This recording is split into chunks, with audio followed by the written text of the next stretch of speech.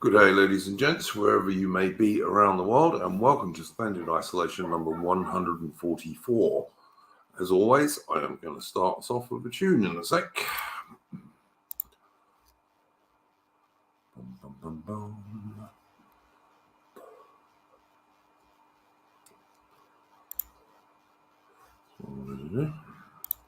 Sorry, excuse my boom attack, people, but yes, I'm going to start us off with a tune.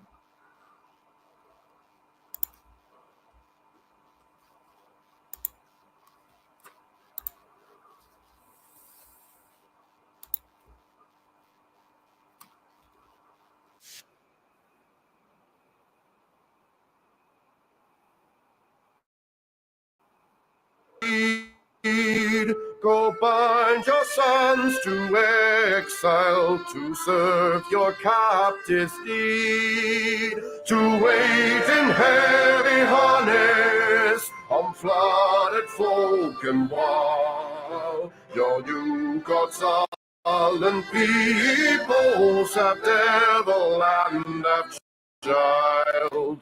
Take up the white man's burden in patience to abide, to veil the threats of terror and check the show of pride. My open speech is simple, 100 times made plain. You seek another's profit and work another's gain. Take up the white man's burden, the savage wars of peace. Fill full the mouth of famine and bid the sickness cease. And when your goal is nearest, the end for others sought, what's wrath that heathen folly bring all your hopes to naught? Take up the white man's burden, not tawdry rule of kings, but toil of serf and sweeper, the tale of common things. The ports ye shall not enter, the roads ye shall not tread. Go make them with your giving and mark them with your dead. Take up the white man's burden and reap his old reward. The blame of those ye better, the hate of those ye guard. The cry of those ye humour are slowly towards the light. Why brought ye us from bondage, our loved Egyptian guys? Take up the white man's burden, ye dare not stoop to less, nor call too loud on freedom to cloak your weariness. By all ye cry or whisper, by all ye leave or do, the silent, sullen people shall weigh your gods and you. Take up the white man's burden, have done with childish days, the lightly proffered laurel, the easy young grudge praise. Come thou to search on alone through all of thankless years, no age with dear what wisdom the judgment of your peers. Take off the white man's burden through all the thankless years.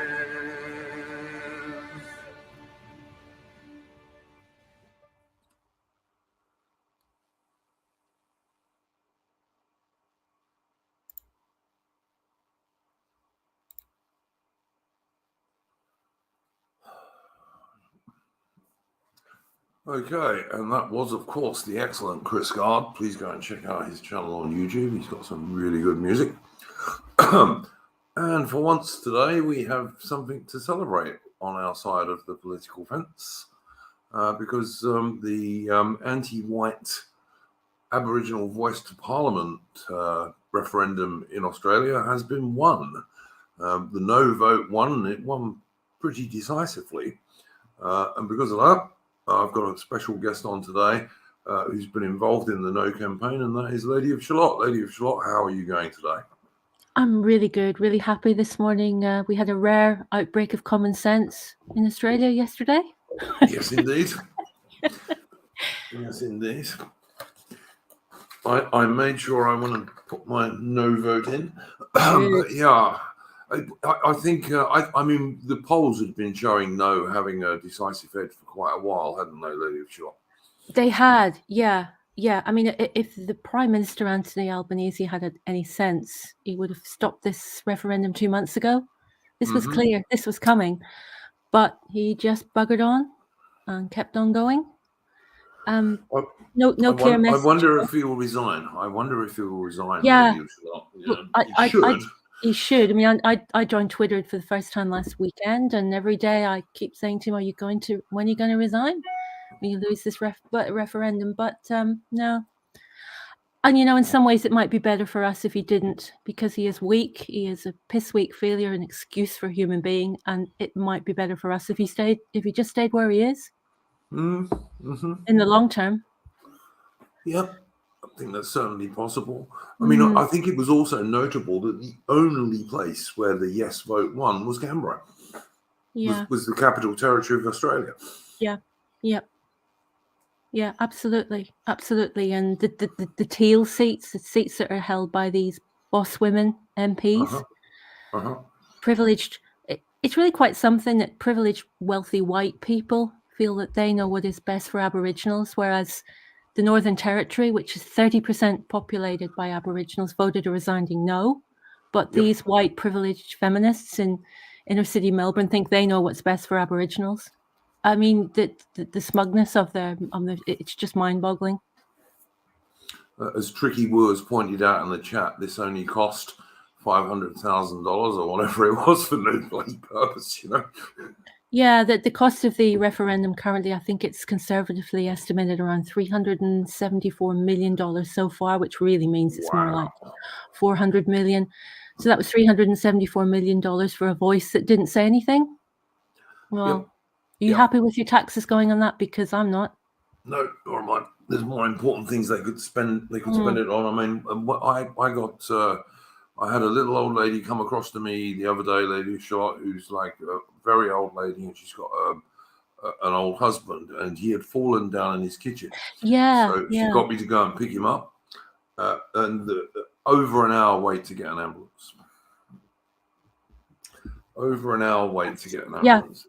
Well, if it's been something serious, the bloke would have been dead. That's it. Well, you're expected now to take out a thing called ambulance cover in Australia. When you fill in out, because I fill in these forms for the children and so on, and they'll ask if you have ambulance cover. So basically, your taxes, which are going to Medicare, aren't enough. You're expected to get your own ambulance as well. It's just mind-boggling. Well, there's good news. I've just seen Ataman in the chat. Ataman's going to join us shortly. He hasn't been on for a while. All right. So obviously the first subject for you, Lady of Shalott, is this. Is there any points you'd particularly like to make about the referendum and the no vote? Not really. I mean, it's interesting, the timing of this, that the idea of this referendum was first mooted around 2018, wasn't it? The Uluru Statement, voice to the heart, voice from the heart. It's all emotion based. It's all about hearts and feelings. And the world was very different in 2018. This was pre-COVID, and I think if they'd run this referendum back then, they probably could have got it past the line, because when it was originally moved, maybe. I mean, the polling then showed that two-thirds of Australians thought it was a good idea. They thought it was a good idea to give Aboriginals some kind of permanent representation. But an idea is one thing, but a reality is something very different. And the big problem with the Yes campaign was, of course, the lack of detail. Yep. No one knew what it was going to involve. Yeah, there was no detail. the details would have come on Monday, would have come tomorrow. If they had won yesterday, the detail would have started coming tomorrow. And of course, they weren't hiding anything. That's not why they weren't showing details. The whole premise of the Yes campaign seemed to be, oh, well, it's the right thing to do. It's the right thing to do. That's all they could say. It'll make you feel, I remember watching Albo say, well, makes you feel good about yourself voting yes. Oh, you got to try harder. You've got Jobu in the chat asking for your Twitter, lady, if you want to put it in the chat. Oh yeah, I will. I'll put it in the notes if that's okay, or I'll type it in. Before you go, I'll ask you if you've got anything you want to shill anyway. So I know you've got Lady Charlotte has a good YouTube channel, which is well worth following. Thank you. Yeah, it was quite interesting because my teenage daughter just volunteered up in an Aboriginal community in remote Queensland, a place called Palm Island. I know where that is. Yeah, none of the Aboriginals up there had any interest in The Voice, didn't even know what it was. Some of them thought it was the TV show, the singing competition. This bullshit means nothing to their lives at all. I think I think it's not being pushed by average Aboriginal people. It was being pushed by people, many of whom are like 1/16th Aboriginal and this sort of stuff. Yeah, the dinosaur Ray Martins of the world. He's 1/16th Aboriginal. He was the one that said we were all racists. Yeah. And that's very important to him, that 1/16th, and it really makes a difference. Yeah. Absolutely. And the utter contempt with which they treated no voters, we were all racist. I mean, made me more determined to vote. That made me more determined to vote no. Yeah, absolutely. We had the Minister for Aboriginal Affairs, Linda Burney, with Marcia Langton. There were a whole list of them. Thomas Mayo himself, of course. Yep. Who wanted to pay tribute to the Australian Communist Party. They couldn't have picked a worse bunch in some ways. Yeah. Yep. Oh, well, I'm just glad that we've had a rare win for once. We don't get that many these days, so it's always good to have at least one. Yeah, absolutely. And they lost everywhere. Not one state. I mean, you drill down into the figures. They're terrible. Yes was even lost in Victoria. Even here, 45.46% in Victoria voted yes, but no 54. So even in Victoria, which made me feel really happy, actually. Yeah, I was surprised. Lady Charlotte, I was surprised. I thought, wow, Melbourne, because we all know how lefty Melbourne is. But for once, we got a bit of a win, which was really, really good. But just wait for the recriminations to start now. That they will be sore losers. Oh, for sure. Oh, it's going to be ugly. I've read that these self-appointed Aboriginal leaders are having a week's mourning as of today. They won't be discussing anything to do with this for at least a week while they scurry off and make some plans on how to get this through anyway. That they'll be working. It'll be like Brexit. They'll work on some way to subvert this. Yeah. I've noticed. A good evening, by the way, Atom. It's good to see you, mate. No, Davey in the chat is saying he would appreciate the victory more if it didn't seem like a spite vote. Well, I suppose, yes, it is a bit of that, but I also think, as Lady Charlotte was saying earlier, that a lot of it was because people just didn't know what it entailed because they didn't tell us. Yeah, you can't run a campaign on the basis that this is the right thing to do and not tell people anything about it, and then try to guilt trip, gaslight them into voting yes for something. Yep. If you don't understand it, don't vote for it. That's what we were told as no campaigners to tell people. If you don't understand it, you don't know what it is, don't vote for it. And that makes perfect common sense to me. It was nothing to do with spite, Davey, honestly. 100%. I do have to wonder, because in the UK, the coverage that I've seen, I've seen a few sort of BBC articles and sort of videographs and all that sort of stuff of the referendum, and it does appear that the Yes campaign in this have picked the most dysgenic mutants to promote the cause. I mean, there was a transgender and some Aboriginal elders, and I mean, they didn't look Aboriginal to me, but whatever, and they were like all singing like doing sort of like some sort of sing song, and so it does make me wonder if there is an element that somewhere in your average white Australian's mind, maybe in like the sort of lizard brain reaction, like, oh, you know, because we've put up with a lot of what we'd call the woke stuff for so long, maybe there's a part of them in their mind that are just thinking, we're not going to have this anti-white stuff anymore. I mean, I don't think they would actually ever say it. You know, most people wouldn't say it, but I think most people do think it now. Most people know that a lot. Completely. I sense that just talking to people who were queuing up to vote, that there's a real fatigue with identity politics here, a real fatigue. I mean, if you have any meeting here, Aya, and you work in any capacity, before you have a meeting, I have to sit through these. I switch my screen off. You have to go through this welcome to country ceremony, where they will thank the Indigenous people and the original owners. This crap that you have to sit through for 3 to 4 minutes, isn't that right, Duke? Everything we do here, everything. A trip to the supermarket will involve it. And of course, all this welcome to country stuff really started as a tourism thing in the 1980s. It's not traditional Aboriginal at all. Yeah. It's just made up. Yeah, it's just made up. Could I ask, Mitch, did you have any points you wanted to bring up on this particular issue, mate?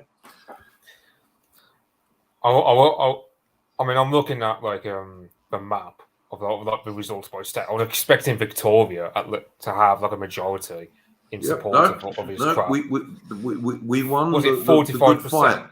Yep, we won the good fight in Victoria. I'm happy to say.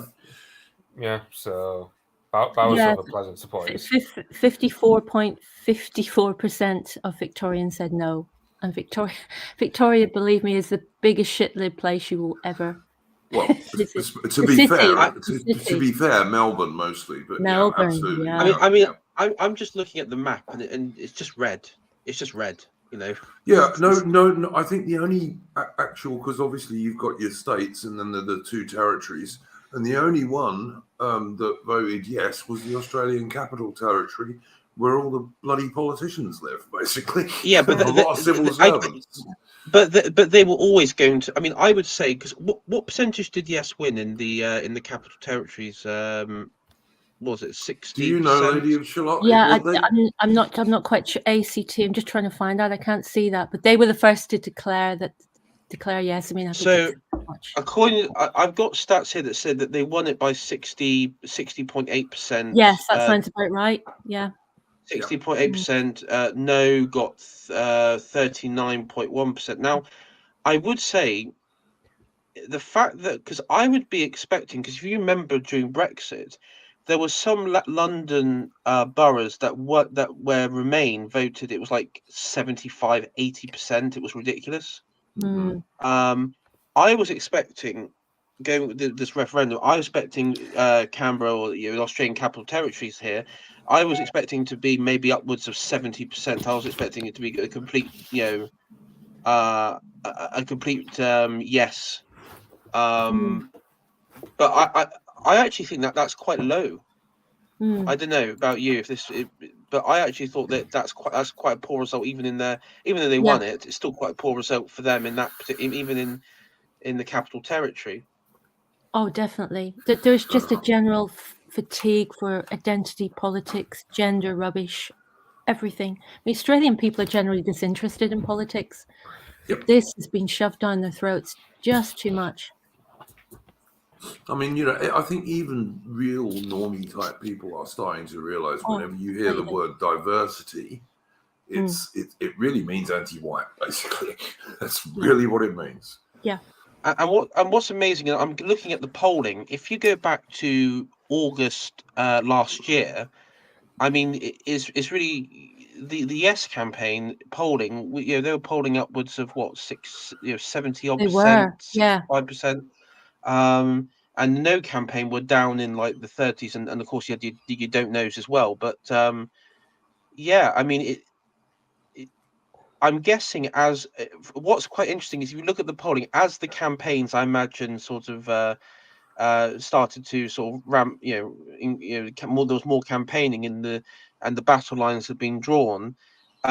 people would start to switch. And I do think it's like, I think the only thing that's positive is that our opponents in this, the mutants, the anti-whites, the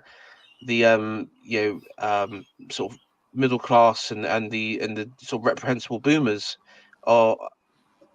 they have effectively become so toxic. No matter what they get involved with, I think they are destined to lose in the sort of democratic political arena, like a referendum. But as you mentioned, the ultimate problem is, I wouldn't. I mean, this is a victory, and of course, everyone should celebrate in Australia because this is good. But at the same time, they're going to push this through the back doors. Every legislation you have to watch. I don't know about the on the state or the state level, what sort of powers, what they can do on the state level. But no doubt this is going to. They're all doing that, aren't they, lady? Yeah, we do. Here in Victoria, we already have an Indigenous assembly. Now, none of us were asked if we wanted this. Did you want to vote for it? Did we want our taxes going towards it? Dear ex-leader Andrews just installed it. So they'll find a way to bring it in through the back door. But this was really important. This resounding no across the board from the Australian public was so important. And it's really rocked them. And my other question is, when they class Indigenous, now, I do have to ask this: is there a clear definition, or is it like including blacks and browns, aka new Australians? No, it doesn't include them, but it does include quite a lot of people who, as we were saying earlier, are perhaps 1/16th Aboriginal. Yeah, the strict definition, if you're going to access the gravy train of freebies and benefits and so on, you're supposed to be 1/8 Aboriginal. But there are people who are identifying like Ray Martin and so forth who are 1/16th. Even I mean, put it this way: there's a lot of fake tan is sold in Australia. A lot of people tan themselves up, and just as a friend of my teenage son said to me, we're all black fellas now. Yeah, we're all black fellas now. For sure. Well, I'd sooner not be, to be honest, but yes. Yeah. But if you're an 18-year-old and that's the only way you can get a job.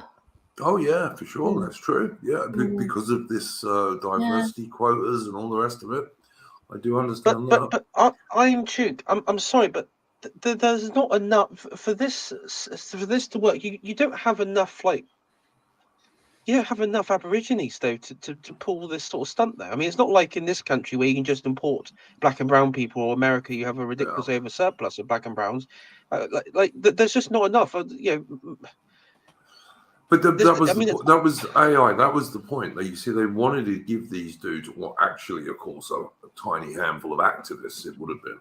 They wanted to give them a permanent voice to the Australian Federal Parliament, which, of course, would have led to all sorts of things. I mean, I'm practically certain that if this vote had been lost and the yes vote had won, I think Australia Day probably would have gone pretty quickly, because these activists call it Invasion Day. It's the day the first fleet arrived in 1788. And, Australia actually started to exist because prior to that, it was just a patchwork of Stone Age tribes who didn't build anything because they weren't capable of building anything. I do have to, and I probably know the answer to this. This may be a rhetorical question, but when the British first arrived, same thing in North America. Did we actually land on especially like Botany Bay? Was that actually settled tribal land, or was that just open air territory, and you may have had scattering of tribes further down the way? Most of all of them, in fact, because they were hunter-gatherers, they were all semi-nomadic, and they were all fighting each other constantly all the time. Constantly. So there would have been an Aboriginal clan group in the area, but they wouldn't necessarily be at that particular point at that particular time, Yeah, so it's not like the Spanish Empire turning up and actually just conquering Aztec and Mayan cities. No, there was no pre-existing civilization because the Aboriginals were hunter-gatherers and basically Stone Age people.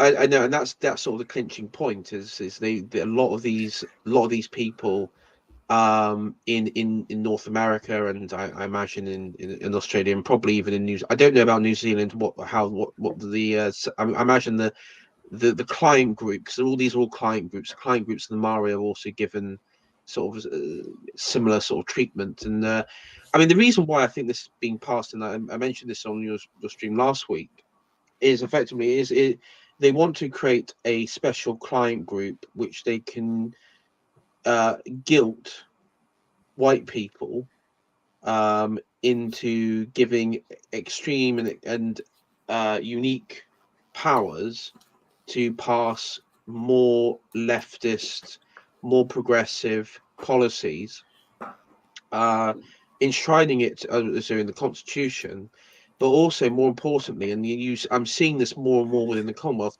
to decouple and to detach Australians from their British roots, and to create a new Australia, which is from year zero. It's sort of like that, that sort of utopian move of year zero. And same in Canada. I mean, Canada's been, I mean, under the Trudeau's father, what was his name? That Pierre.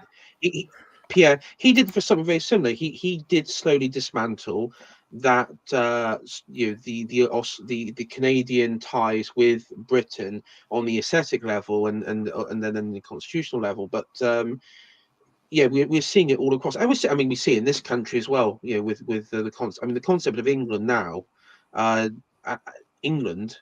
It doesn't exist. I mean, most people today, white British in this country, don't even identify as English, because it's just that so many institutions have been telling people it doesn't exist. It's never existed. It's made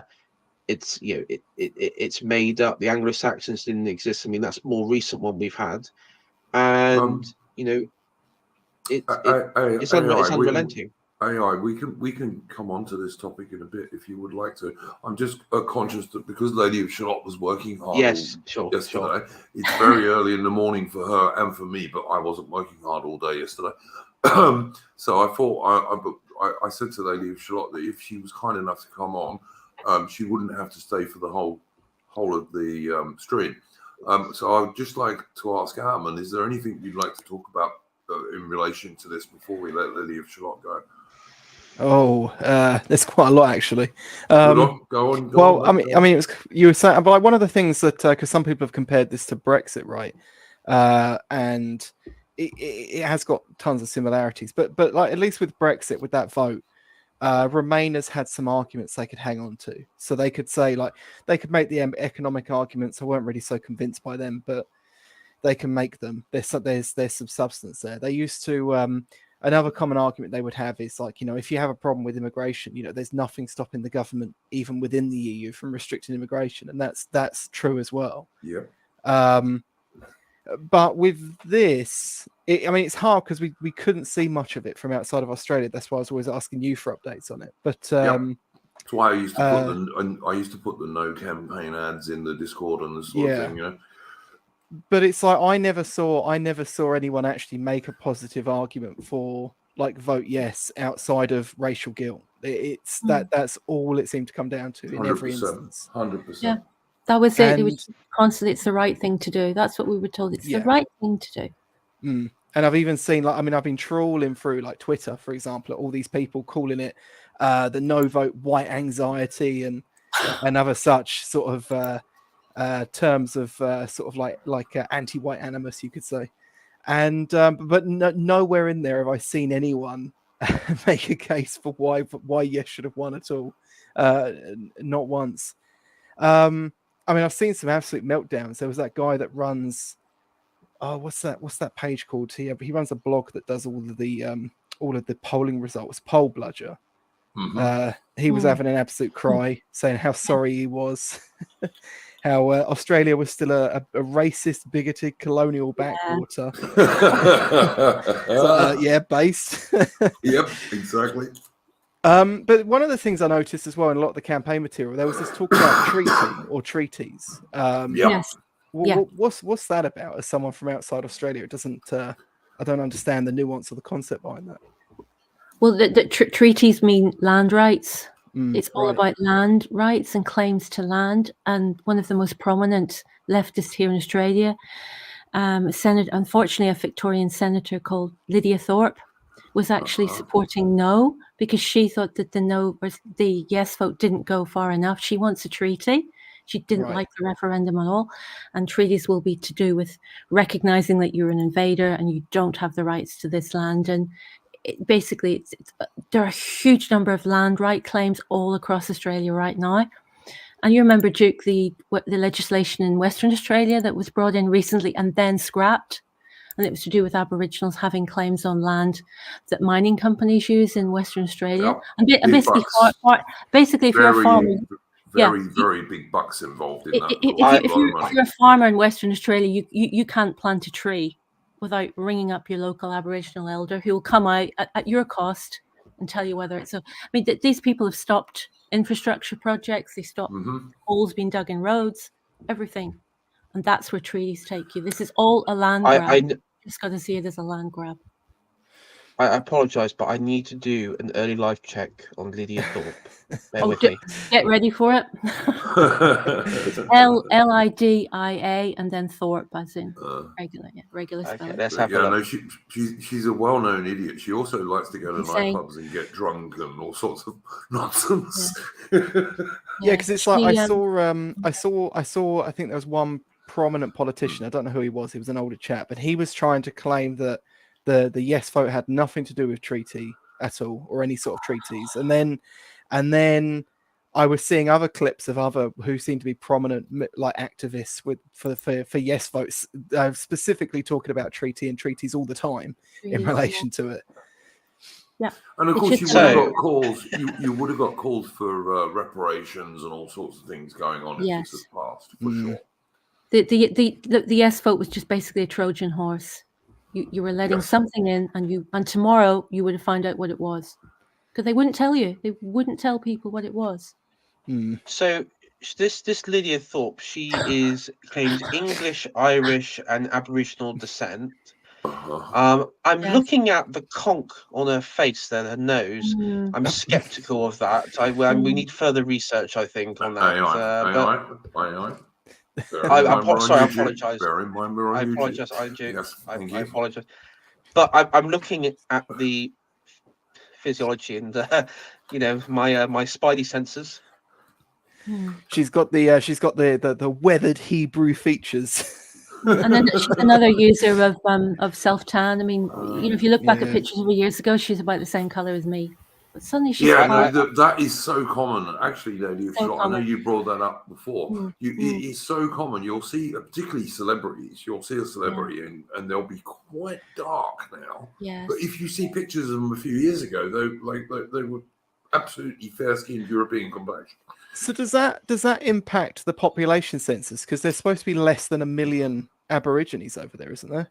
Oh, they're way less, I should think. Way less, yeah. I mean, what were you saying? I mean, Northern Territory, which I think is the most Aboriginal part of Australia. Yeah. What is it, 30% or something? Like 30%, and they, of course, voted a resounding no. Yeah. Which is good. Yeah. I mean, there are bits of the Northern Territory which are actually like all Aboriginal. There's no white people there completely. at all. And communities where you and I would not be allowed to enter. Oh yeah, the Arnhem Land. I've been up there, Lady of Shalott. In order to go into parts of Arnhem Land, you have to actually ask permission from the elders. That's right. Yeah, and let the police know that you're there. Yeah. Yep. Grief. But I mean, that was another thing I noticed. I saw some of the same stuff. The same rhetoric around who was voting for what, as we did after the Brexit vote. I saw people putting up charts where they were saying, "Oh, look, the wealthier inner city areas were voting yes, but these rural, these deplorables were all voting no." And it's like, well, it's kind of the same thing you saw after Brexit. People that had to live with the outcomes of immigration voted for Brexit. Similarly, people that lived near Abos are probably voting more for. All the wealthy areas of Melbourne where you will never see an Aboriginal. They all voted yes, because they don't. And all the states where Aboriginal people have to actually deal with the problems that come with these people, they voted no. Well, there's been ongoing problems in Alice Springs and the Northern Territory, for example, which is right slap bang in the middle of the outback and has a large Aboriginal population. And there've been loads of problems with crime and different stuff going on there. But of course, you're not really allowed to address it because you can't say, oh, well, black people are doing something, because you're not allowed to. Yeah. The Aboriginal community's biggest problem is the Aboriginal community. And Jacinta Price, who was a key in winning this vote, she's the Aboriginal national senator, and she's been leading the No campaign, and she has said that time and time again, and the Aboriginal community and the Aboriginal industrial complex turn on her, and they are in the levels of denial that some of these people operate on. You know, you have Aboriginal families where the parents and the children have the same sexually transmitted diseases, and they just, the level of denial that some of these people in Canberra live on, it's there's no words for it, really. I mean, although the noble savage. Yes, exactly. You're exactly right, but to let people understand, although there are such a small number of Aboriginals, relatively speaking, in Australia, they have so much domestic violence that it actually it significantly contributes to the Australian domestic violence figures, which are actually not that bad, or wouldn't be without them. Yeah, I remember there was a TV show in the UK which was like it was like Cops, but the Australian version. And every time there was domestic violence, it was always well, I wouldn't say they were Aboriginals, but they were more like mixed. They weren't like pure-blooded Aboriginals. Because in my mind, when I think of Aborigines, I imagine like the pure-blooded ones. These people are watered down ones, but. Yeah, and I tell you, AI, if this had gone through, the people with the influence and power would mostly have been the much more watered down ones. It wouldn't have been your average Aboriginal living somewhere in the outback. Not at all. Yeah, no. Absolutely. I mean, I did a video recently, as you know, my daughter visited Palm Island, which is an exclusively Aboriginal community off the coast of Townsville, very, very remote. The main problems there are unemployment and boredom, and of course they drink.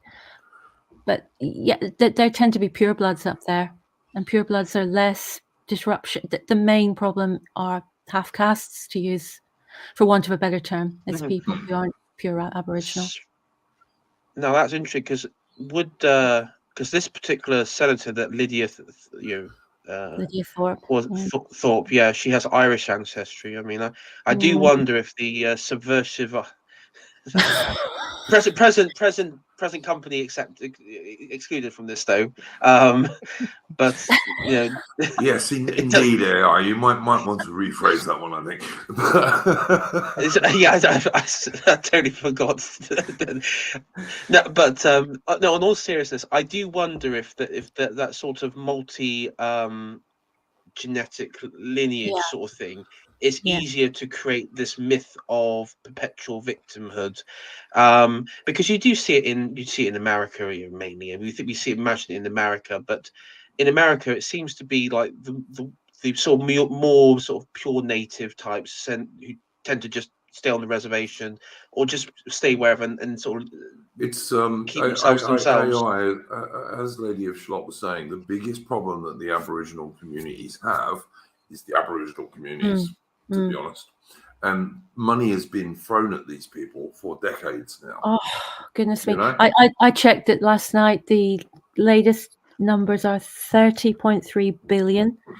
Last year was spent on Aboriginal and Torres Strait Islander affairs specific programs. Now, that's not counting the money that they get through Centrelink, free education, free everything. You know, you and I will have to pay for things, and they don't pay for anything.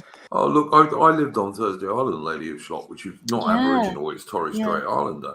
And if you wanted to get your ship's master's certificate up there to run a trawler or something like that, if you or I wanted to do it, or more likely your children, that would cost you quite a lot of money and take quite a lot of time. For the Torres Strait Islanders, all totally free.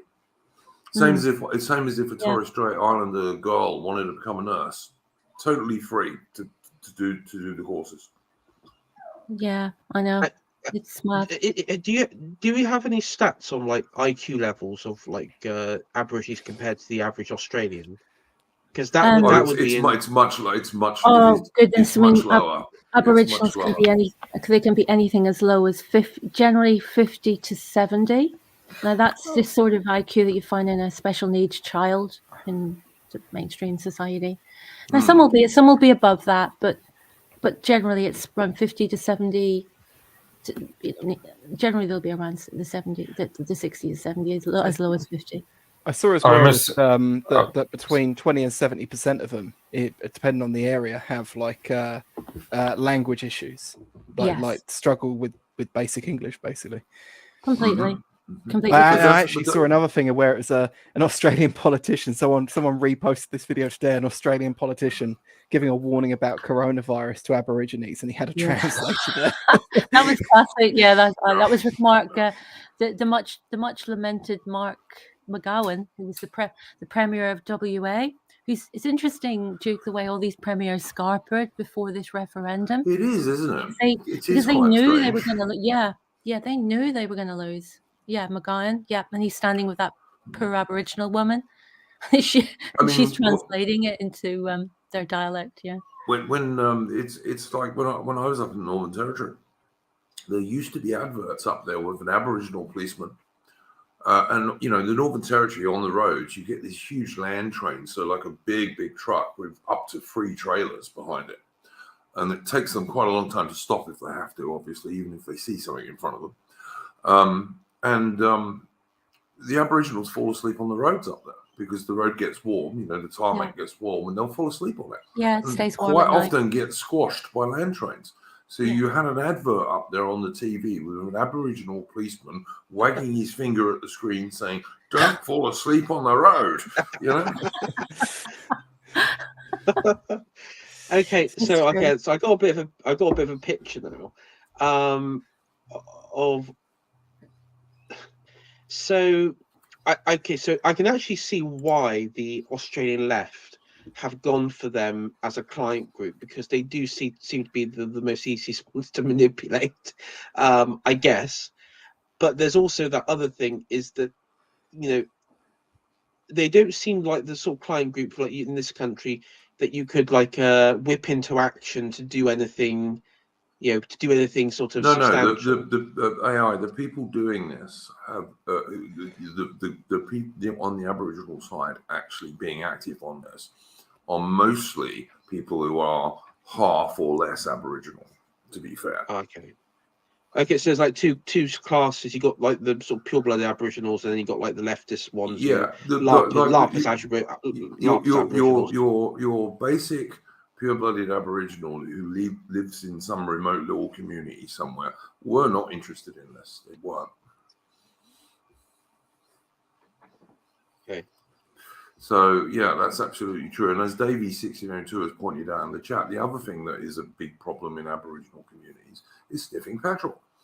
That's a big deal. They have to get youth groups to make songs about it, to only put your petrol in the car and not to sniff it. Yeah. So yeah. It's really sad. I want to visit.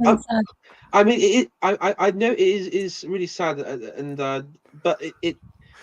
No, it absolutely is sad, and people are chucking money at these people constantly all the time. But their problems are coming from within. They're not being caused by Australia or outside it. I mean, I think I don't know the history of like the Aborigines under Actually, Australian rule. Thank you, AI. Thank you for mentioning that. Can I suggest, if people want to know about the early history between the settlers and the Aboriginals, when the first fleet arrived in 1788 into the 19th century, I've got a really good stream I did with Chris Gard. Yeah, it's really Chris Gard's stream because he did most of the research for that. Go and look at that. You'll find it in my list of live streams. And there's actually 2 parts to it. We may do a third at some point when Chris is a bit less busy. But we've done 2 so far. But the first one in particular is all about the relations between the settlers and the British government and the Aborigines. And actually, it is not what some activists on the left try and pretend it was. It was much more actually about the British government and most of the settlers trying to be quite fair with the Aboriginals, actually. Yeah, most definitely.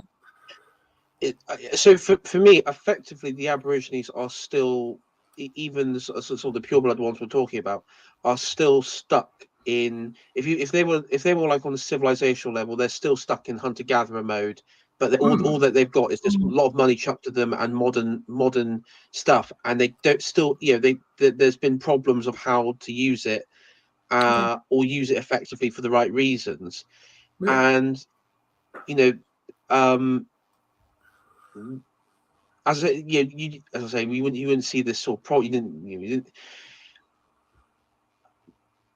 You don't really see this problem, of course, in Latin America or anything where the Spanish conquest was total domination.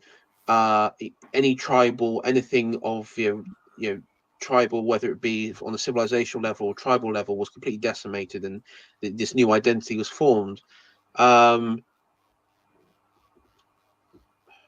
So in many ways, I would say the left in Australia would want to keep the Aborigines in this sort of state of hunter-gatherer mode. Yeah, of course.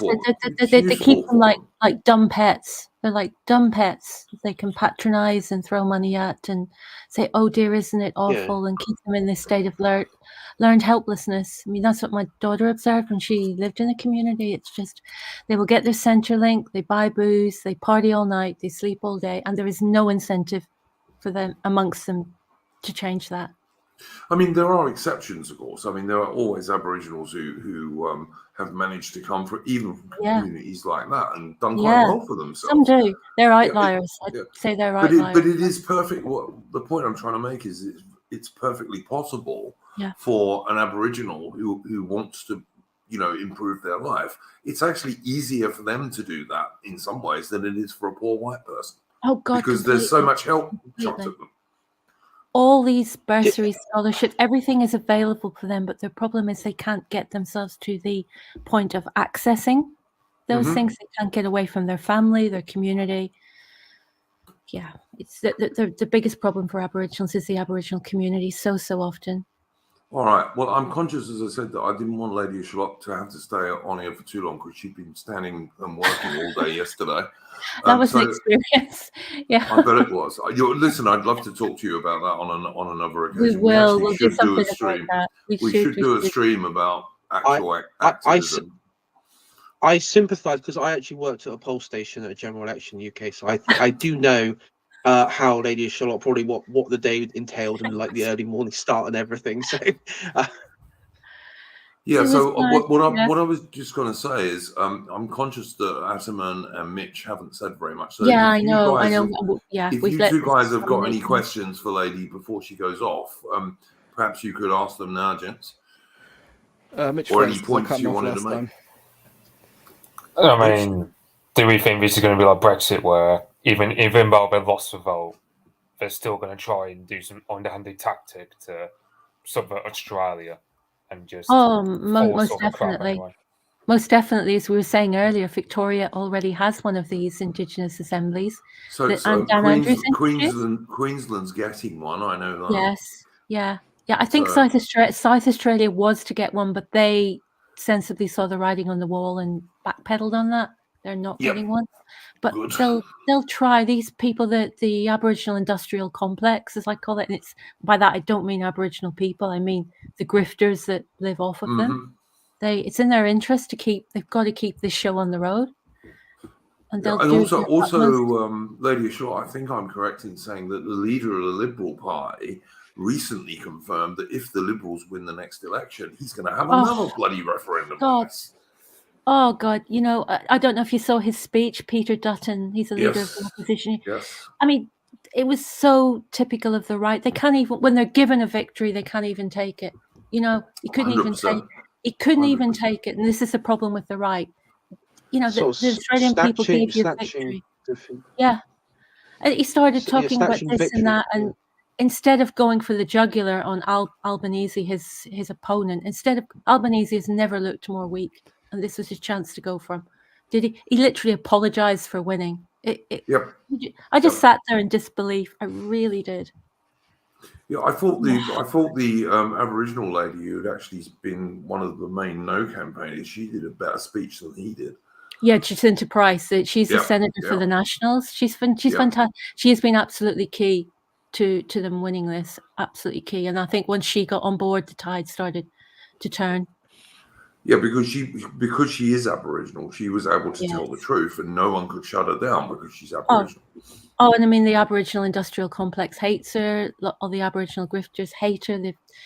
The abuse that she gets is disgusting. It really is.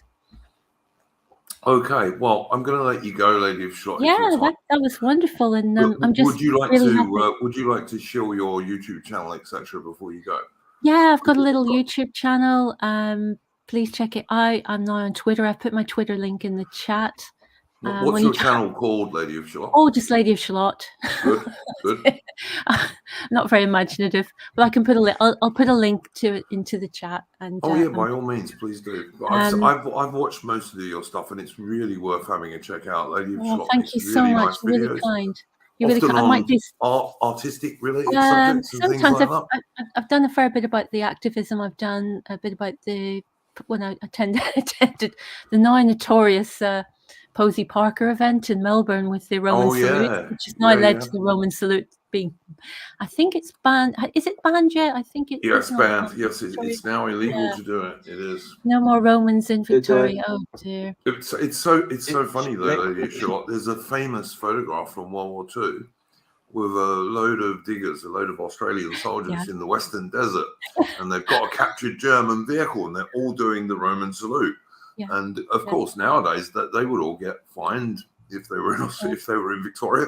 And of course, the first thing the diggers did when they got back to Australia was try to ensure that Australia stayed a country for the white man. White Australia policy, absolutely correct. Yep. Yeah, the pearl diggers, good grief. But they might have taken some consolation from last night's vote. I don't know, but. Okay, Bianchi in the chat is saying it's not banned yet. It's not gone through yet. Not yet. Yeah, but it will. It will. Yeah, they've been talking about it for ages. I know that the Attorney General. Of course, that's what they banned the swastika, Lady of Shalott. That's what they have already banned is the swastika. Yeah. But they want to ban the Roman salute as well, which is just bloody ridiculous, frankly. But anyway, really is.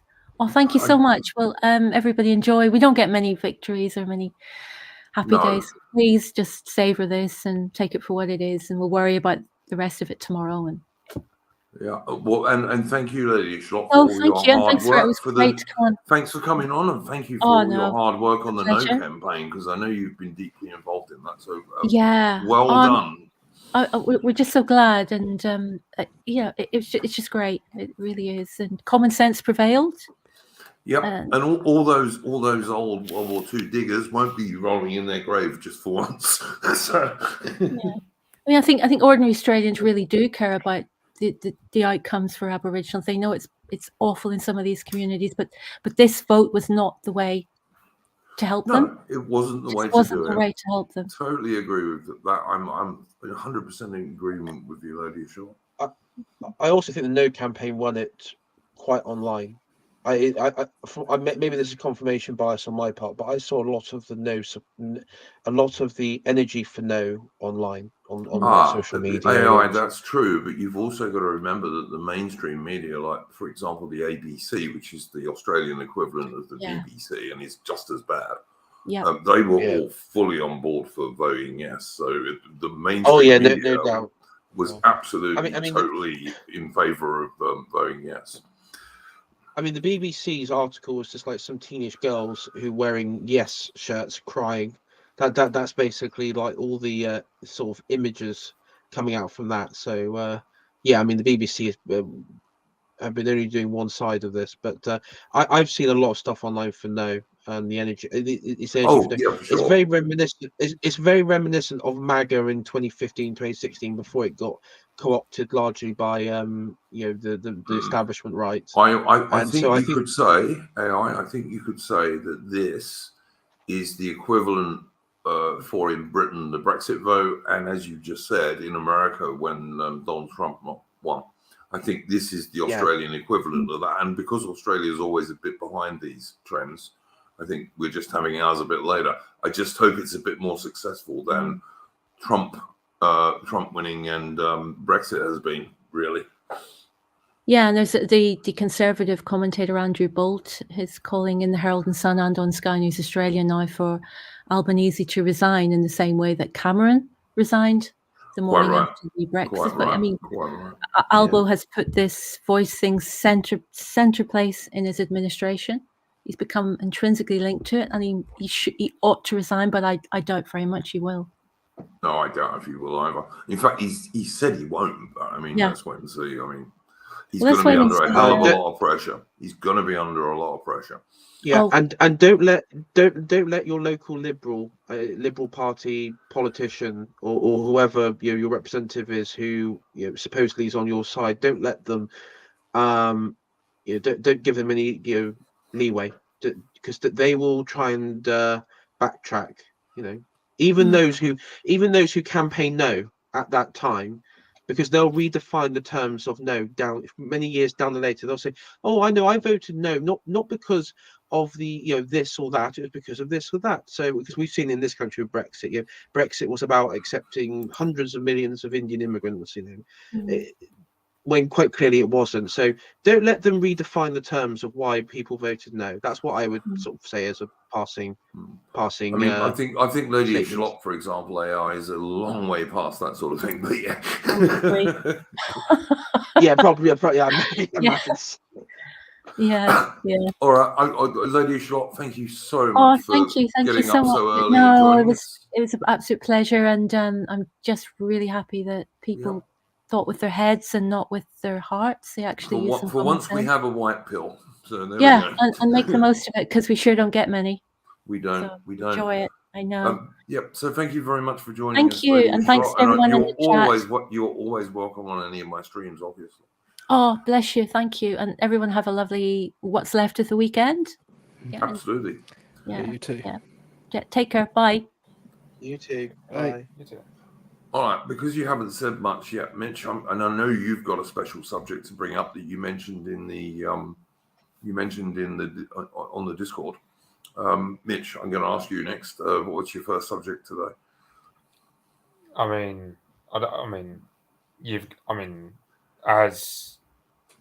As fitting my avatar, it's the 957th year to the day that Hastings was fought. So perhaps the most consequential day in English history, I would argue. And also the last time England was successfully invaded. Yeah, I think people if you look at my Twitter and look what kind of stuff I'd say about the Anglo-Saxons now, what I think about the Normans, to be fair. So yep. I think. The Anglo-Saxons, of course, had already marched far to the north and already beaten the Danish army. Stamford Bridge, was it not, Mitch? Yeah, Harold Hardrada, from Norway, who, for all intents and purposes, you look at Harold Hardrada's life, it was a fitting end for him that he should be slain by an Anglo-Saxon warrior, or archer, I should say, given he's said to have gotten an arrow to the throat, I believe. Yeah. Some people used to say the eye, but I think there's a lot of debate about that amongst historians, for sure. But I think it's important to remember that Harold and his army, they marched all the way north. Stamford Bridge is like way up north. And they defeated this... Sorry? I was going to say, well, didn't he also fight... Because the Earl of Northumbria, which was his brother, or was it Tostig? Tostig was his brother who shacked up with Harold Hardrada. With Harold Hardrada, yeah, I thought so. Because he fought his own brother as well, didn't he? Because he would perished at Stamford Bridge as well. Yeah, Tostig, he had like a small Norwegian raiding band with him to raid northern England to try and distract Godwinson, but it didn't really work because Godwinson was too focused on the bastard down south. You then had Tostig, who Then when it comes to the actual Norwegian army landing, they land right outside York on the river Ouse, if I'm pronouncing that right. Where they then do a battle at Fulford, where Earls the Ealdorman Morcar and Edwin of Northumbria and Mercia get trounced. York then surrenders, seeing the battle just become a total Norwegian victory. Then at the start of Stamford Bridge, you have Harold Godwinson himself. He didn't wear his crown or anything. He didn't wear any regalia on him. He rolled up to the Norwegian king himself and just said, "Oh yeah, for Howard Hardrada, he would give the guy 6 to 7 feet of land, for he's taller than most men." And then he would also offer his brother Tostig back the ealdormanship of Northumbria. But Tostig said no. Like, he didn't betray his brother, the king, only to betray another king in Howard Hardrada. Then Howard Godwinson rides back to his lines. Hardrada asks, "Who was that guy?" Tostig goes, "Oh, that's my brother, like the King of England." That's pretty cool. That is pretty cool. And then, of course, he wins a great victory and beats Very the it was very bloody, but it was a great victory, and he beat the Vikings, which of course in itself was a difficult thing to do, although the Anglo-Saxons did that repeatedly over hundreds of years. Yeah, the thing about that battle was it was fought in a short space of land, so they reckon that the land itself was bleached white by all the bones of the slain on that particular field. Because they both would have been using shield walls and all this stuff, which is the tactics of the day. So it would have been very, very close quarter fighting for sure. Yeah, they reckon. So you had something like I believe that the English army was something like 10 to 15,000, and the Norwegian army was around 10,000 as well. But like the problem was the Norwegians, they were caught by surprise. They didn't have that armor on, so once they started to tire, it was a lot easier for the Anglo-Saxon Huskarls, especially with their heavy armor, to just break through. As I said, I will ask my guests, because I don't know this. Michael Kay, 19th century fan, is the stadium for Chelsea Football Club named after this battle because it's called Stamford Bridge? I mean, I always assumed it was, but I don't know that. Wasn't there a Civil War battle as well at Stamford Bridge? Possibly. I think there was a second battle. It may not have been Civil War. It may have been one of the Scottish. I'm not sure, but I think there was a second battle there as well. Okay. I think it was a Civil War one. But I mean, the point I'm trying to get to get back to Mitch's point is that Harold had won this big bloody battle against the Vikings right up north near York, and then he had to march his army, or at least the housecarls, like his household troops, back down south, and then collect the Southern Freed, who were the local militia dudes, and then he had to go and face William the Bastard, who of course had arrived was going to arrive at Hastings. Yeah. Apparently, sorry. I was just going to say, apparently Stamford Bridge Football Club is named after, because it's based near what used to be called Stamford Creek. Oh, okay, there you go. It's based on a local landmark from the 1800s. Thank you for that, Armin, because I didn't know that. I wasn't sure. But I think it looks like the Chelsea Football Club website does actually bring up both 1066 and the Yorkshire battle from the Civil War, or from cool. So it does mention all of them. Well, that's cool. Okay. So so Harold then had to march his household troops back and then raise all the Southern Freed, which was the local militia dudes, as I say, and go and face William the Bastard, who had crossed over from Normandy. So if you want to carry on from there, Mitch, go for it, mate. Yeah, so the thing was, they used the Watling Street that the Romans built. That was why Harold Godwinson was able to march his armies north and south in such a short space of time. Still a good road back then, yeah. Yeah.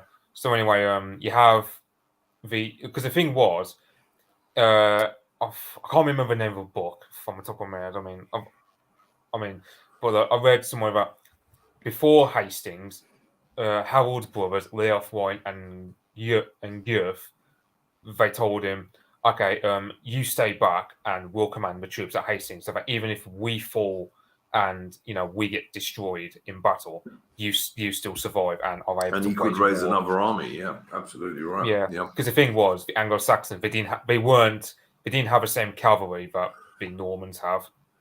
So that was why the Anglo-Saxons, because I think a lot of the lords, they were well aware that the Fjord were a lot ill-disciplined, so they wouldn't be able to stand up to a Norman cavalry charge.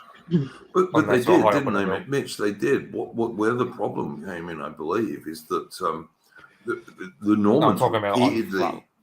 Oh yeah, absolutely. Yeah, absolutely. And of course, they're on top of a hill at Hastings, the battle. Yeah, Senlac Hill, I believe it was called. Yeah, and they actually did stand up to quite a few Norman cavalry charges, and the Normans were like puzzled, how are we going to win? Because they weren't winning at this stage. But of course, they then feigned a retreat. They pretended they were running away, and as you were rightly saying, Mitch, that Fried, because they weren't that well disciplined, followed them down the bloody hill, didn't they? Yeah, and so that was the main problem, and I believe that was the left flank. That the Fjord getting annihilated in that instance, and ended up weakening the left flank, and causes in the end for Senlac Hill to be ascended.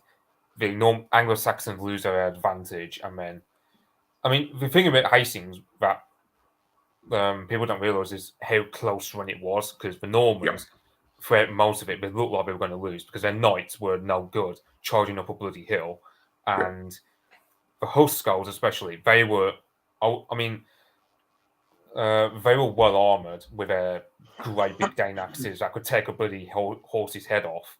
That's exactly what they were for, Mitch. Yeah, absolutely. These great big two-handed Dane axes with long handles, they could literally split a horse's skull in two, or of course a Norman knight. So, Yeah, so you had a situation where, by all rights, the Anglo-Saxons should have won, were it not for the Fjord breaking. With better discipline, they would have. With better discipline, they would have won for sure. Yeah, Sorry, you go. Sorry, you go ahead, Mitch. No, you go ahead, Mitch. I was going to say, it would have been. I just wonder. Let's say Harold took the advice of his brother Leofwine and Gurth and stayed back. Perhaps the invasion would have actually failed because Harold would still have assembled an army, a second army, fresher, and the Normans still lost a lot of good men in that battle. Oh yeah, of Hastings. For sure. Yeah, if the Anglo-Saxons had been able to raise another army and had a good leader for it, I think William the Bastard would have had big problems. Yeah, well, of course, Harold Godwinson. Oh, sorry, you go ahead. I was just going to say the Norm. Because I remember reading there was a book by Mark Morris on the Normans. It was a really good book. I recommend reading it, especially the inner workings of politics and the right and of Normandy, in particular William the Bastard's origins, and his half brother Odo, Bishop Odo, and I remember in the book at the Battle of Hastings, the left flank, because he split his army. You had the center, you had the left, the center, and the right, like the Saxons. Now, so the left flank was under the command, I believe it was the Breton Alan the Red, who he had troops they were from Anjou, Poitiers, and Maine, along with like the Bretons sort of contingent. In the center, you had the Norman knights, so that would be William the Bastard and his retinue and his the mounted knights that we know. And I think at the right it was these were like Frenchmen from Boulogne and Flanders, and I think it was it William Fitzosmond? Mm-hmm.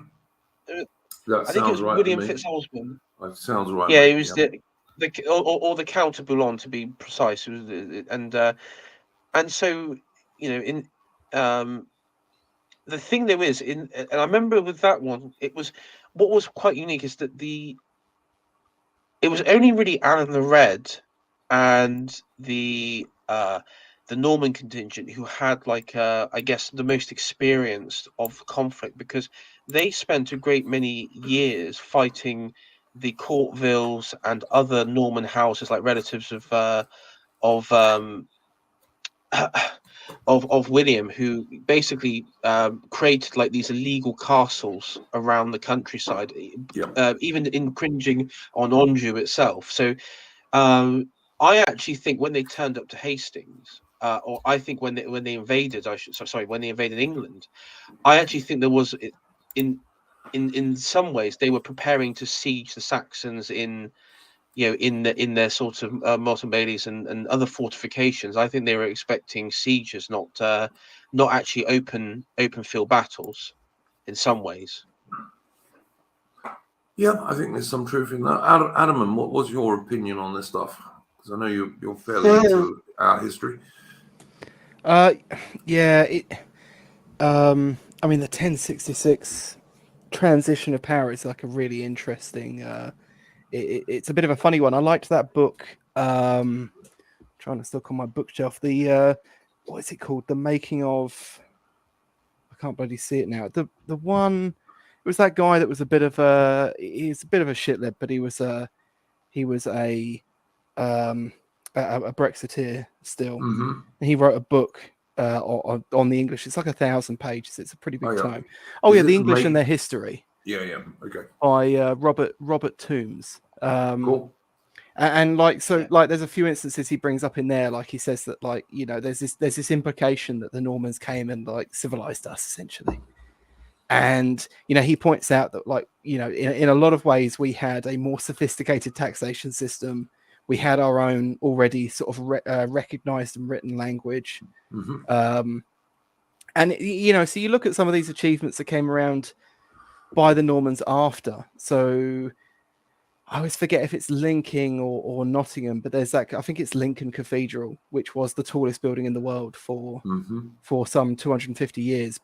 Built under the Normans, yes. But in large part, the ability to build those sorts of structures was already here. Yes, 100% true, mate. Yeah, and I mean, you went to the event recently, which was deliberately called the Witten, which is another Anglo-Saxon institution. Mm. Yeah, and sorry, go on, AI. I was going to say 100%. I mean, I used to live not too far from an old Norman fort, and it was built. It was built on the edge of Dartmoor, of all places, and people to the area might know where I'm talking about. But when you go there, there's a really good pub next to the fort. I think it's called the Castle, and you actually, if you go into, I think it's like in the garden of the pub, there's like a plaque and there's like this very detailed sort of graphics of like the Saxon village that exists there, and basically it talks about how this village and the villages surrounding really and there's this myth that when Normans arrived, everyone became sort of Normanized, and then the English identity was formed, and then history continued. But the reality was they remained Anglo-Saxon for generations and generations. Nothing actually changed on the ground. Yeah. Nothing changed. The only thing that changed was when the Normans came along. A lot of the old Saxon nobility were. Their lands and properties were taken away, and they were given out to William the Conqueror and his friends. That's quite and true. His family. Yeah. That's quite true. Even when Richard the Lionheart went on campaign, when he was a crusader and he went on campaign in the Middle East, although most of his knights were Norman, the vast majority of his soldiers were Anglo-Saxons. So I think even King Stephen, who was not considered a particularly great king at all, I mean he gave massive lip service to the Anglo-Saxons because he realized that you couldn't sort of treat them as sort of like lesser because they made up like the majority of the country, and you still had like lesser there were still like Anglo-Saxons who were like in the lesser nobility range, Yes, still about. Yes, so absolutely true. But however, Mitch and Adam, and you guys probably know more about this than I do. So, would you like to expand on that sort of stuff a bit? Well, I was just going to say, because I mean, Mitch, you pointed out in chat just now about how Anglo-Saxon England was already a very rich land, and it's like, yep. I don't have too much love for the Normans, but I will say, like, credit where it's due. They did a few shit things earlier on, but they kind of realized that they kind of needed the consent of the people broadly to get by fairly quickly. They didn't. They did they sat. I mean, you're going to come back on this in a minute, I hope, but they did at some points just a sit on the throne as it was. They didn't completely destroy every institution that existed before. They still destroyed way too many, but but it's like you can go to Sutton Hoo, for example, and you can see examples of some of the beautiful work and culture that existed within Anglo-Saxon England, and it was Anglo-Saxon England prior to Norman conquest, and a lot of that stuff continued afterwards. But and of course, it was Anglo-Saxon England was also a Christian land and had been for hundreds of years. So. I would also just quickly say that the House of Normandy, it quickly transferred to the House of Anjou, which became Plantagenet. So a lot of the relationships that were formed later, like from Richard of Lionheart, and even earlier, it was actually from like the Anjou political framework, which were, I mean, yes, they were very favourable towards the Anglo-Saxons, but and the Plantagenet side, but they were but that was mainly down to the was it the White Ship disaster or something? I remember that. Mitch, this is your subject, and I know that you're very keen on Old English and this sort of stuff. So what's your take on this stuff? I mean, I look at the Normans. I'd say, with the exception of the regime we got now with all the mass immigration and social progressivism, the Normans were one of the worst things that ever happened to Britain by far. When you consider, for example, the Witan was one of the main ways that we could prevent tyranny. And just for people in the chat, the Witan, of course, was the council which gave advice to the Anglo-Saxon king. I think that'd be fair, wouldn't it, Mitch? Yeah, it was made up of clergy, merchants, and nobility who would decide the next thing. So it's like it was a very good means of choosing a king, but it wasn't just everyone had a vote. It was the classes who all wielded power. They were more responsible, etc., etc. So nice to see Woodlander in the chat. Woodlander has an excellent channel. Do go and check him out, guys.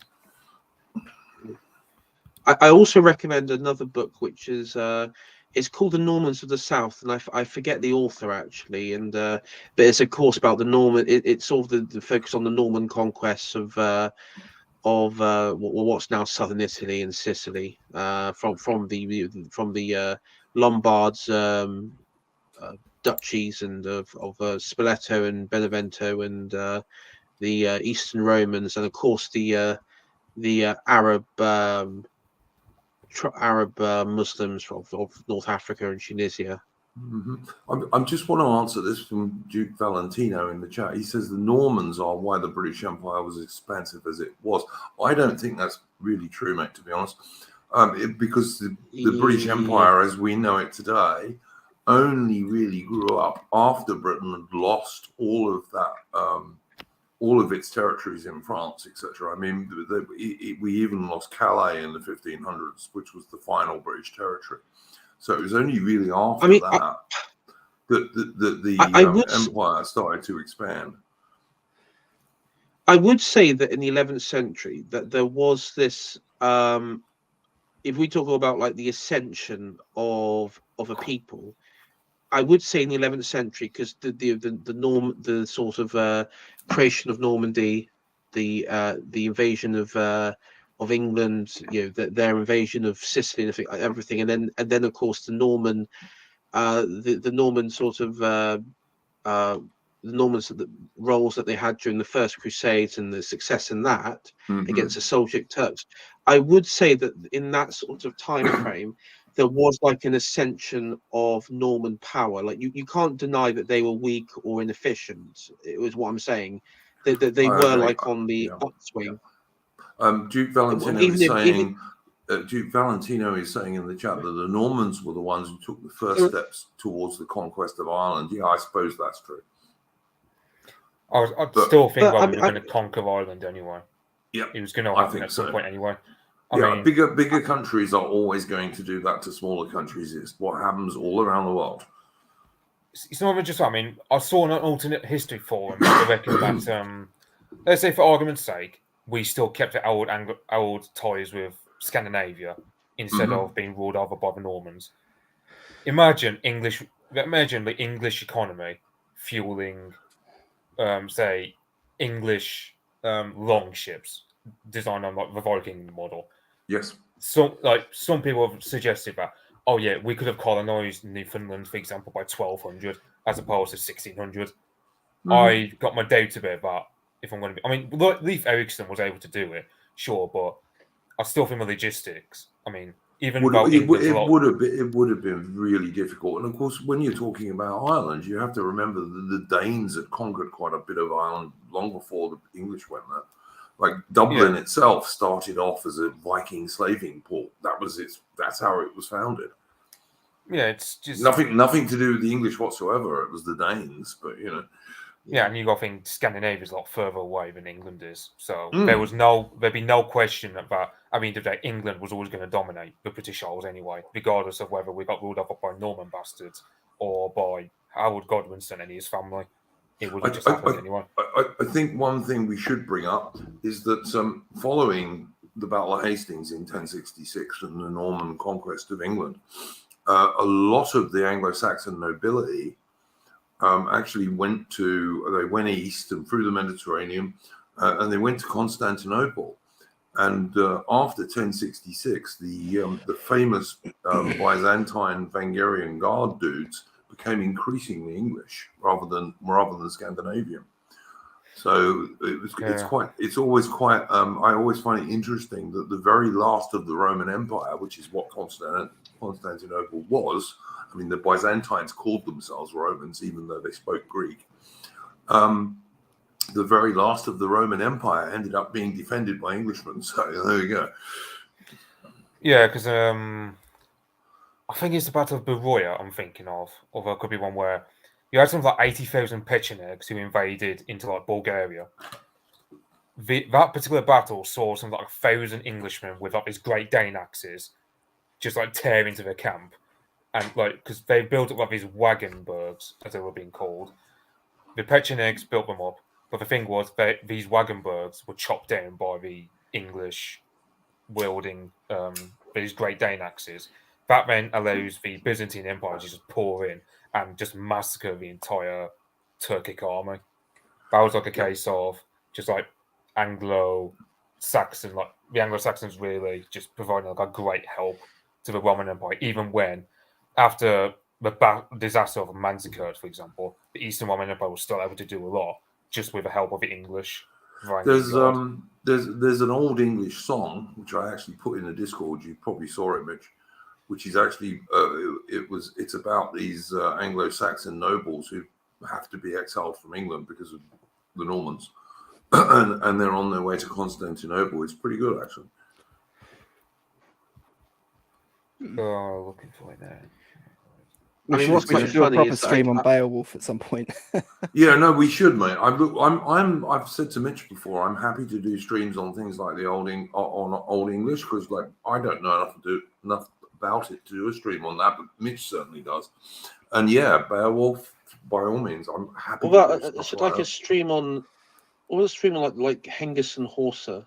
Sort of like legends like that. Yeah, I'm more than happy to do streams on anything that is to do with British history and myths and what have you. I'm more than happy. If anyone wants to do those, ask me in the Discord and I'll set it up on a date to suit you. I've got no problem.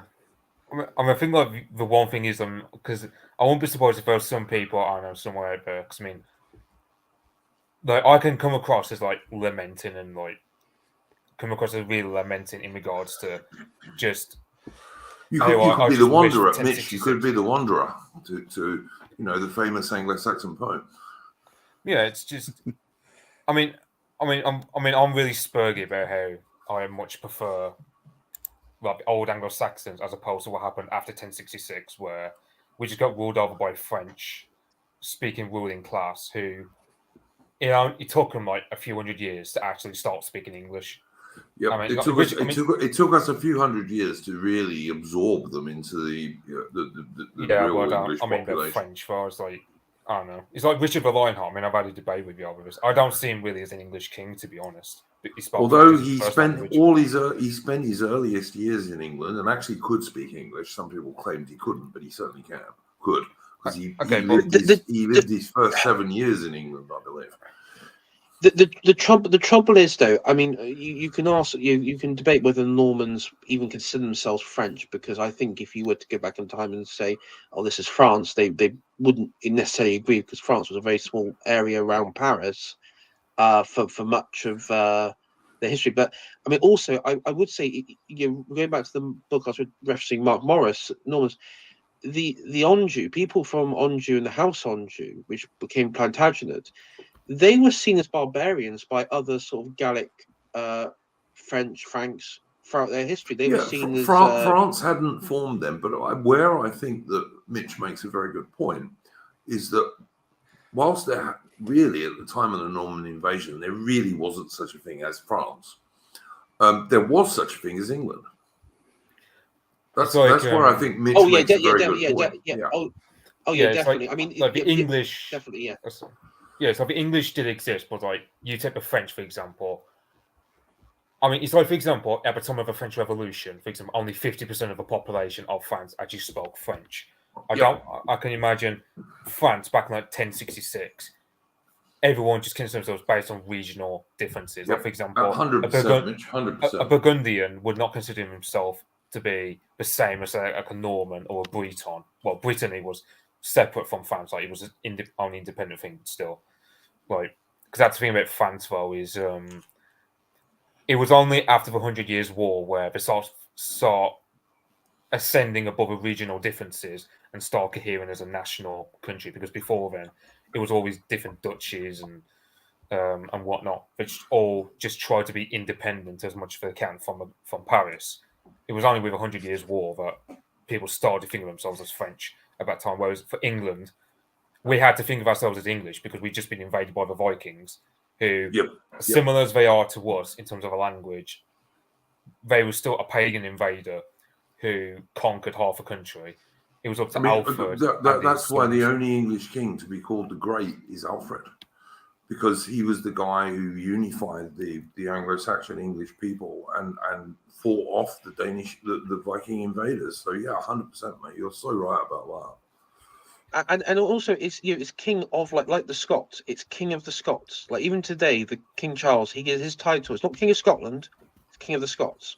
And then with Alfred, it was king of the English. And because it's not.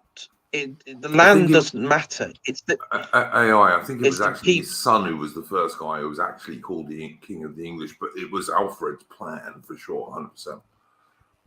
I thought there was a coin for him in which he was referenced as King of the English, but okay, maybe you may be right.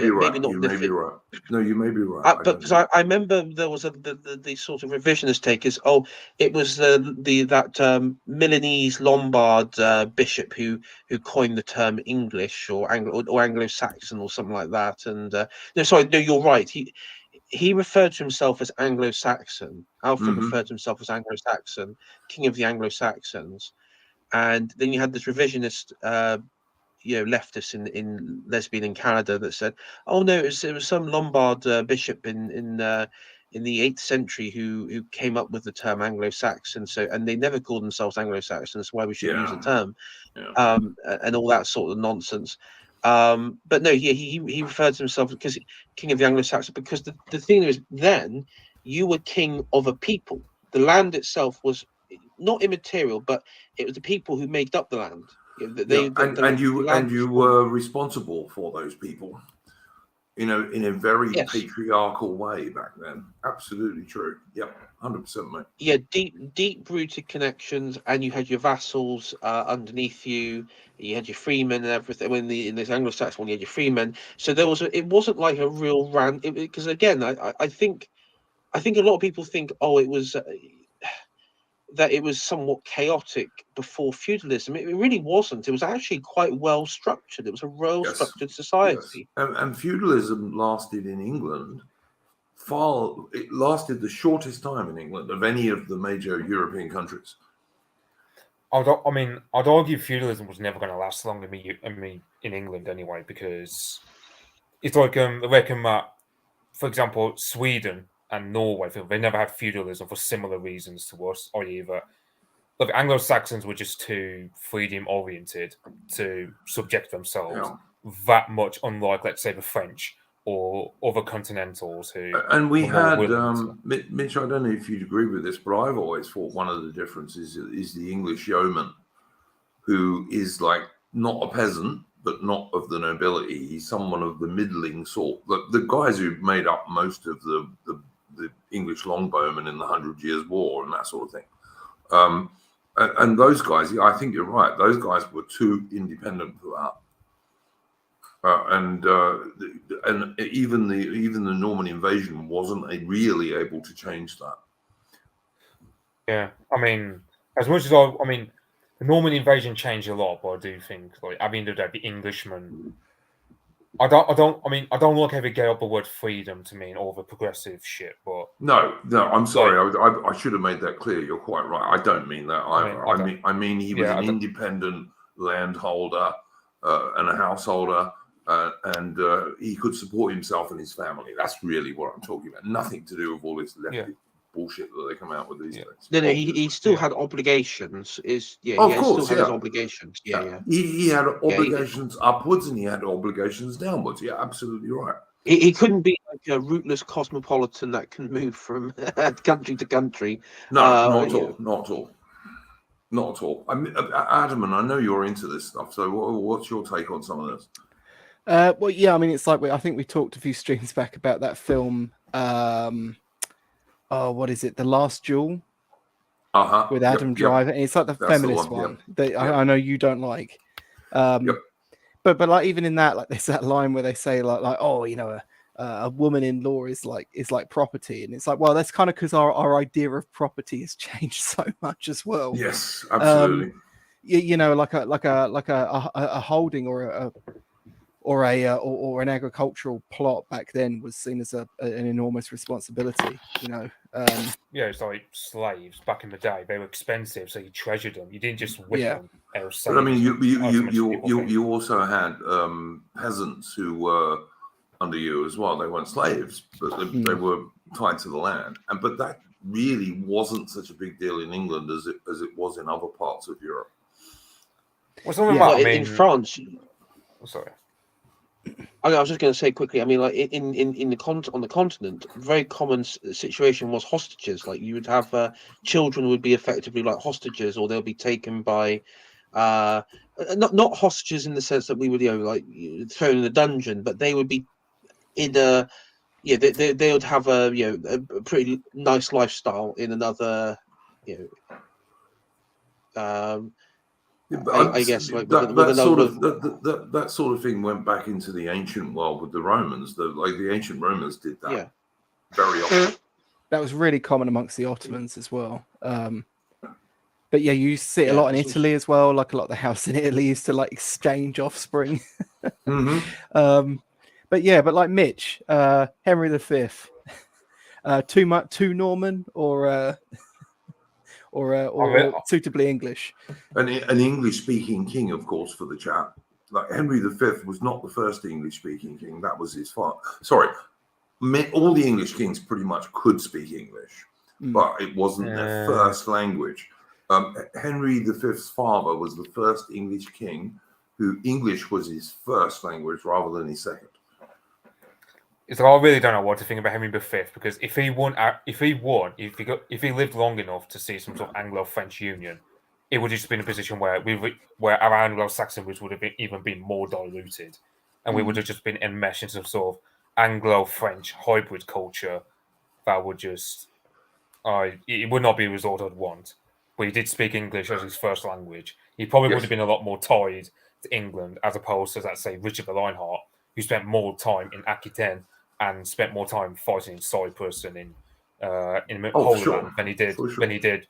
Yeah, because like Richard the Lionheart, I mean, if he was alive today, you'd insist you call him Richard, like the French way, not the English way. Well, the thing is, like all of those kings in that era, they spoke French. Well, whatever French was back then, which of course would have been not the same as modern French. I think I'm right in saying, Mitch, because you're the language expert on this panel. You know Rez as much about French as me, because I hate the French language, to be honest. He probably would have spoken. He probably would have spoken maybe like a mix. I would say like the regional language of Anjou, maybe even a bit of Aquitaine. I would say Anjou because the court itself was still dominated by that Anjou culture, even up till then. It wasn't until a bit later. It wasn't until later Anjou became less important in the grand scheme of things. But yeah. Yeah, no, I think that you're dead right there, AI. But the thing is, he would speak this version of French. He would also speak a version of what I suppose would that have been Middle English back then, Mitch? Yeah, it'd be Middle English. Which... So, and also, of course, he would have spoken Latin because all educated people did. Yeah, it's yeah. I mean, in the case of like Middle English, I mean, to our ears, it would sound like Dutch. So you can imagine Richard the Lionheart if he was speaking like Middle English. To our ears, he would sound like a Dutchman. Yep, fair enough. Makes sense. But all of I mean, even Henry V could speak French, but it wasn't his first language. It was English. But also he could speak Latin because all educated people could back then, you know? So you've always got to bear this in mind. Edward I is my favourite. Like of the Plantagenet kings, at least. I think he was a good guy. Yeah, I like him. But Henry V's my favourite. But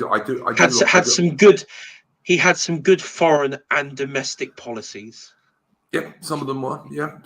I mean, he was certainly a successful ruler and a good commander. So I mean, you know, I'm always in favour of those dudes.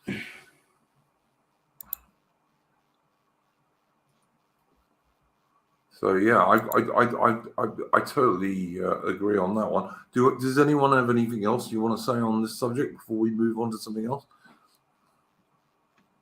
I'm probably going to have to head off now. For anyone in the chat, AI is not very well, and so it was very kind of him to come on. And he told me before we started he wouldn't be able to do the whole stream.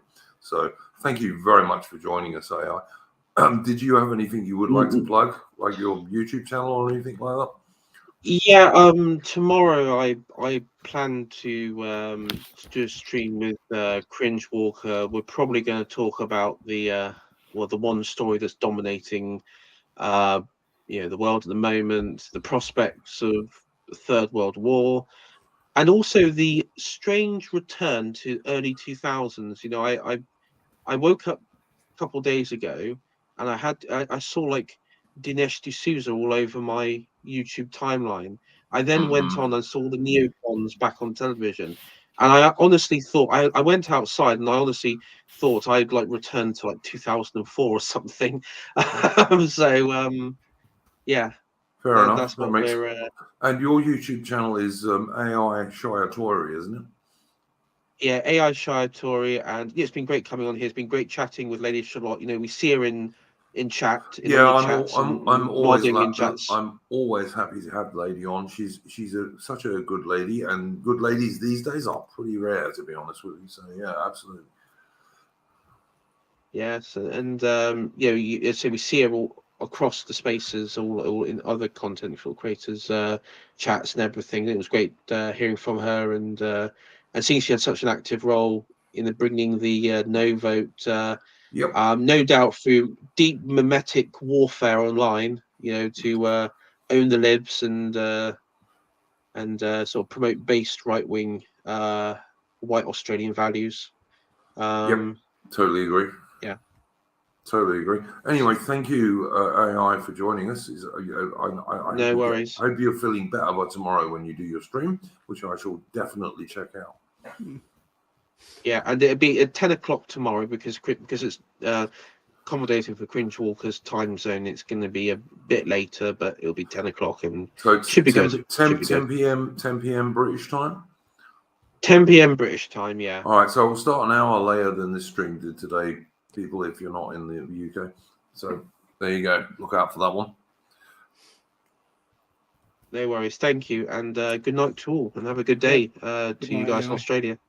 Go well, mate. Go well. Adamant, did you have a subject you wanted to bring up? No, I didn't. I came on empty-handed. Because I have to say, I've had a really, really busy week, and I haven't been able to keep up with the news as much as I would like to. I haven't even been following what's been going on in the Middle East much this week, I've got to say. Although I understand that the number of dead is now changing balance, sort of thing. Surprise, surprise. But there we go. Yeah. But, well, the thing is, you take the war in Ukraine versus what's going on there in the Middle East. There are more dead children in the first week of this Israel versus Palestine conflict than the number of children killed up to now in this war between Russia and Ukraine. So it's like you can contrast, the Russians who tried to do the cleanest war they possibly could with the tech they had, versus how Israel is just literally carpet bombing entire districts. Because I mean, I think it's worth pointing out, of course, that the Ukrainians have no problem bombarding the center of any Russian city they can get there. They've got the range to reach. They got no problem about doing that. But okay, fair enough.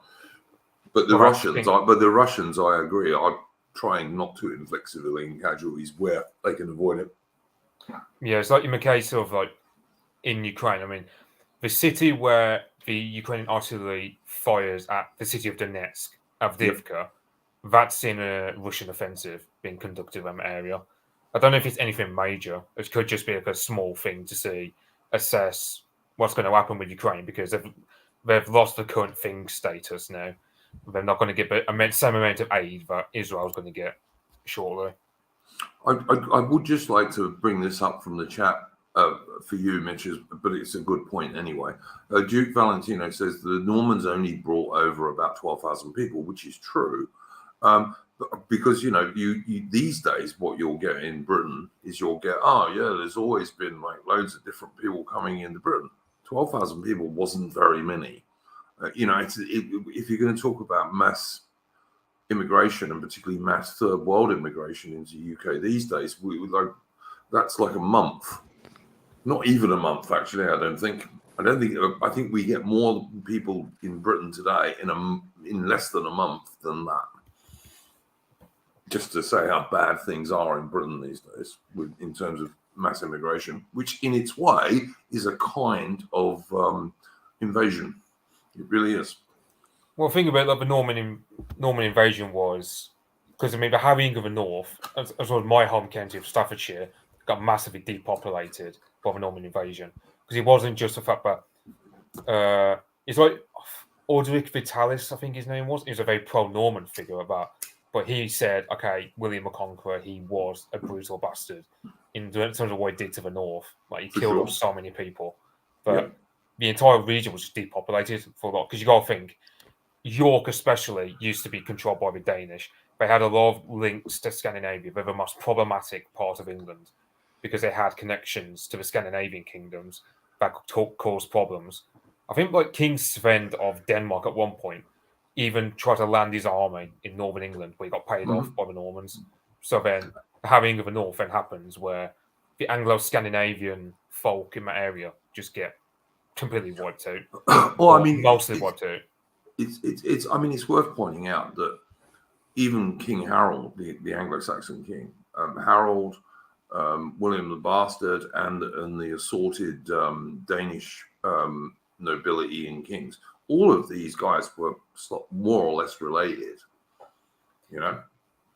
Well, it's like, I mean, I think like Edward the Confessor. I mean, because that's the thing about the Normans was even before 1066, like Westminster Abbey was designed in the same manner that Norman cathedrals in like Rouen and other Norman places were designed. So it's not. So we still had a lot of cultural contact with them, and I think. I can't remember which king it was. I think it was Ethelred and Reddy who married Emma of Normandy. Yeah, So I think you're right. So I'm pretty sure like there was contact between Anglo-Saxon and the North. This is one thing that people don't realize about Anglo-Saxon England, because everyone thinks Anglo-Saxon England as a backwater when, for one, I mean, it's like even when England was disunited, King Arthur of Mercia was King Charlemagne only respected one man in his entire life, and that was King Arthur of Mercia. And that was back when England wasn't even united. Fast forward to like Alfred the Great, for example, and his dynasty, United England. They were seen as one of the most prestigious dynasties of Europe at that time. Yeah. And of course, Alfred himself had actually been to Rome, so yeah. Yeah, like the idea that the Anglo-Saxon royalty, for example, was seen as like a backwater. No, they weren't. They had a lot of married. Like, they would, I think, at one point, there were even like Kiev and Rus princes who was looking to marry into English royal family at that time as well. That was how like prestigious our royal family from Alfred the Great's time was in the eyes of the rest of Europe. Yeah, no, but they're absolutely right. I mean, he was a very learned king, and as I say, he'd been to Rome, and of course, in Alfred's time, the reason Rome was important was because it was where the church was based. So and England was a Christian nation. Yeah, I mean, I don't know where I'm going to be going with this, but I mean, I think but for some reason, Varg has come into my YouTube recommendations, and it's just like his videos on autism and Christianity. Do you know more about that one, Alan? I know a little. I've always avoided that guy, but okay, fair enough. But yeah, I don't know. I noticed people in the chat while we were talking about this have been talking about Survive the Jive. Survive the Jive is, although he is a pagan, but I think he's a genuine pagan, unlike some of them, and he's not a hippy dippy type. He's by no means one of these hippie types. And Survive the Jive has a channel which has a lot of really good history on it, I have to tell you. So yeah, by all means check him out. I've been following that dude for a long time. He's pretty based, I would say. He's got a good video. Oh, sorry. I was just going to say he's been putting out a lot more content recently as well. He's been focusing a lot on this this historical revisionism stuff. Oh yeah, absolutely. I saw that because I follow him on Twitter. So he's been pointing out how many of these supposedly great Black Britons were in no way black. For example. So yeah, absolutely true. Biaki, when he's saying to me, although he is a pagan, I'm not criticizing him, mate. Honestly, I'm not. I know people who are various Christian denominations who I admire. I know people who are pagans who I admire. I don't get involved in that, and I think us arguing amongst ourselves about that when we face other vastly bigger threats is stupid of us. We shouldn't do it. Makes no sense whatsoever. I mean, the paganism stuff's kind of curious, isn't it? Because it's it does end up becoming quite LARPy as a movement, and you end up with all these sorts of like new age pagans that are all just 100%, yeah, that will align with anything that they see as just the opposite of Christianity. But 100%, mate, I totally agree. At the same time, like if you won, I mean, Britain's going to be a Christian nation, but then you also kind of want it to have this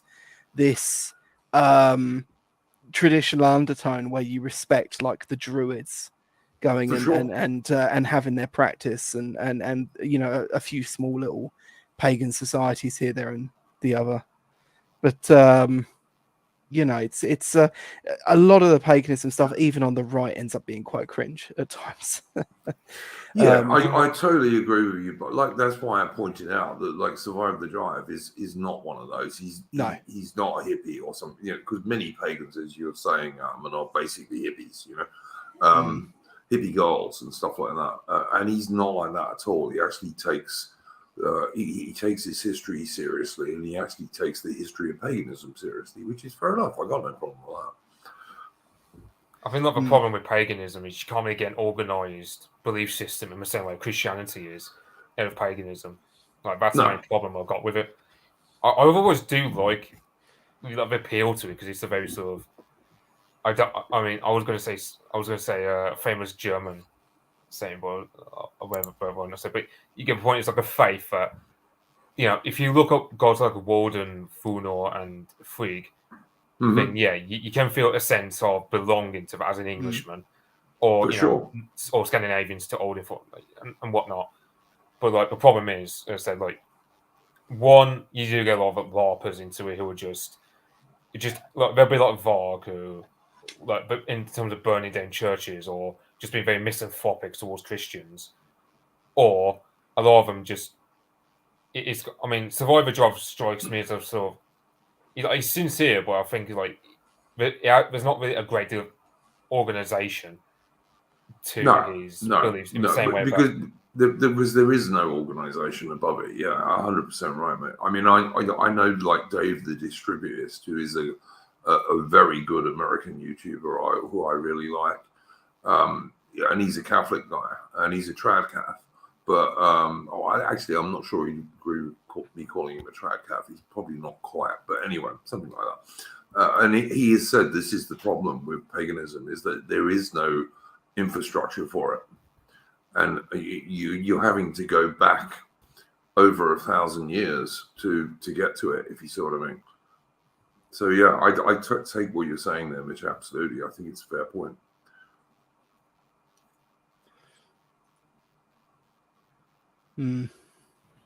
So yeah, all right. Did anyone have any final points? We've almost been going for 2 hours. So, and unless there's something else one of you dudes want to talk about, if there is, then we can absolutely can. But what do you say, gents? I mean, unless you wanted to bat into this Middle Eastern fiasco, but I'm not even really sure I've got much to say on that.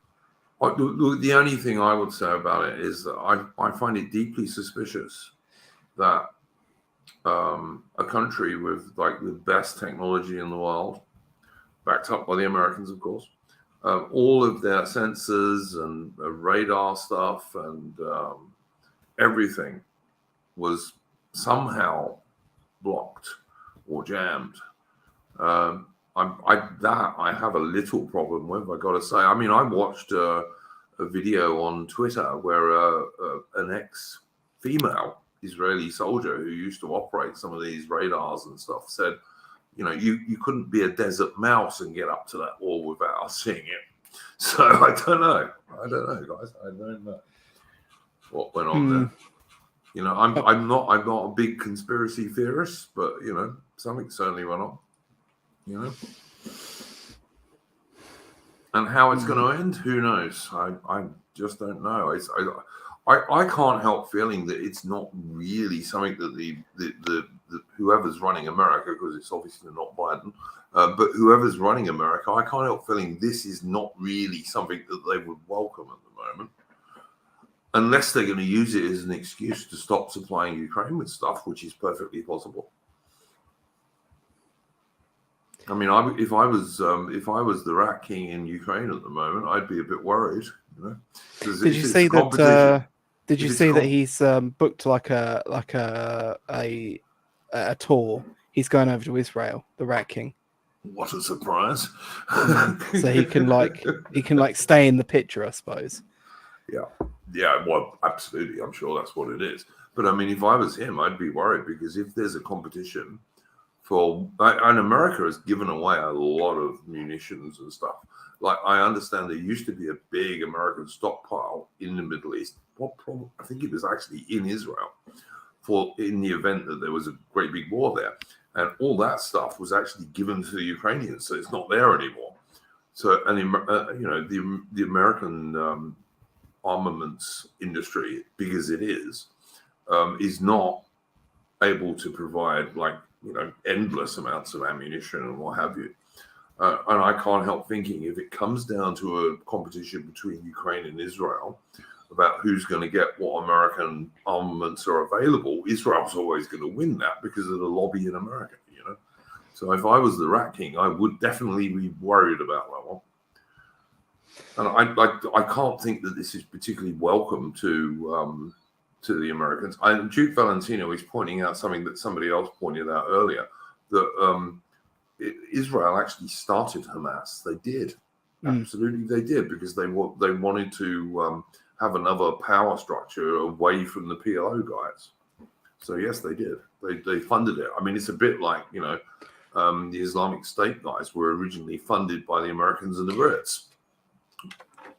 Yeah, but I mean, like you said about Hamas being a replacement for the PLO guys. I mean, the PLO and a lot of those fronts back then were a real hard organized front that were actually a thorn in the side of Israel. Yeah, that's why they set up Hamas. They were hoping that they could dilute it that way. Yeah, and Hamas is something they could probably crush tomorrow if they hit it with the same energy that they had in like the 50s. Oh yeah. But this is kind of the thing. If you look back to like the times of like Menachem Begin, right? Mm-hmm. Where they just rock up and they would just like slaughter these villages full of people.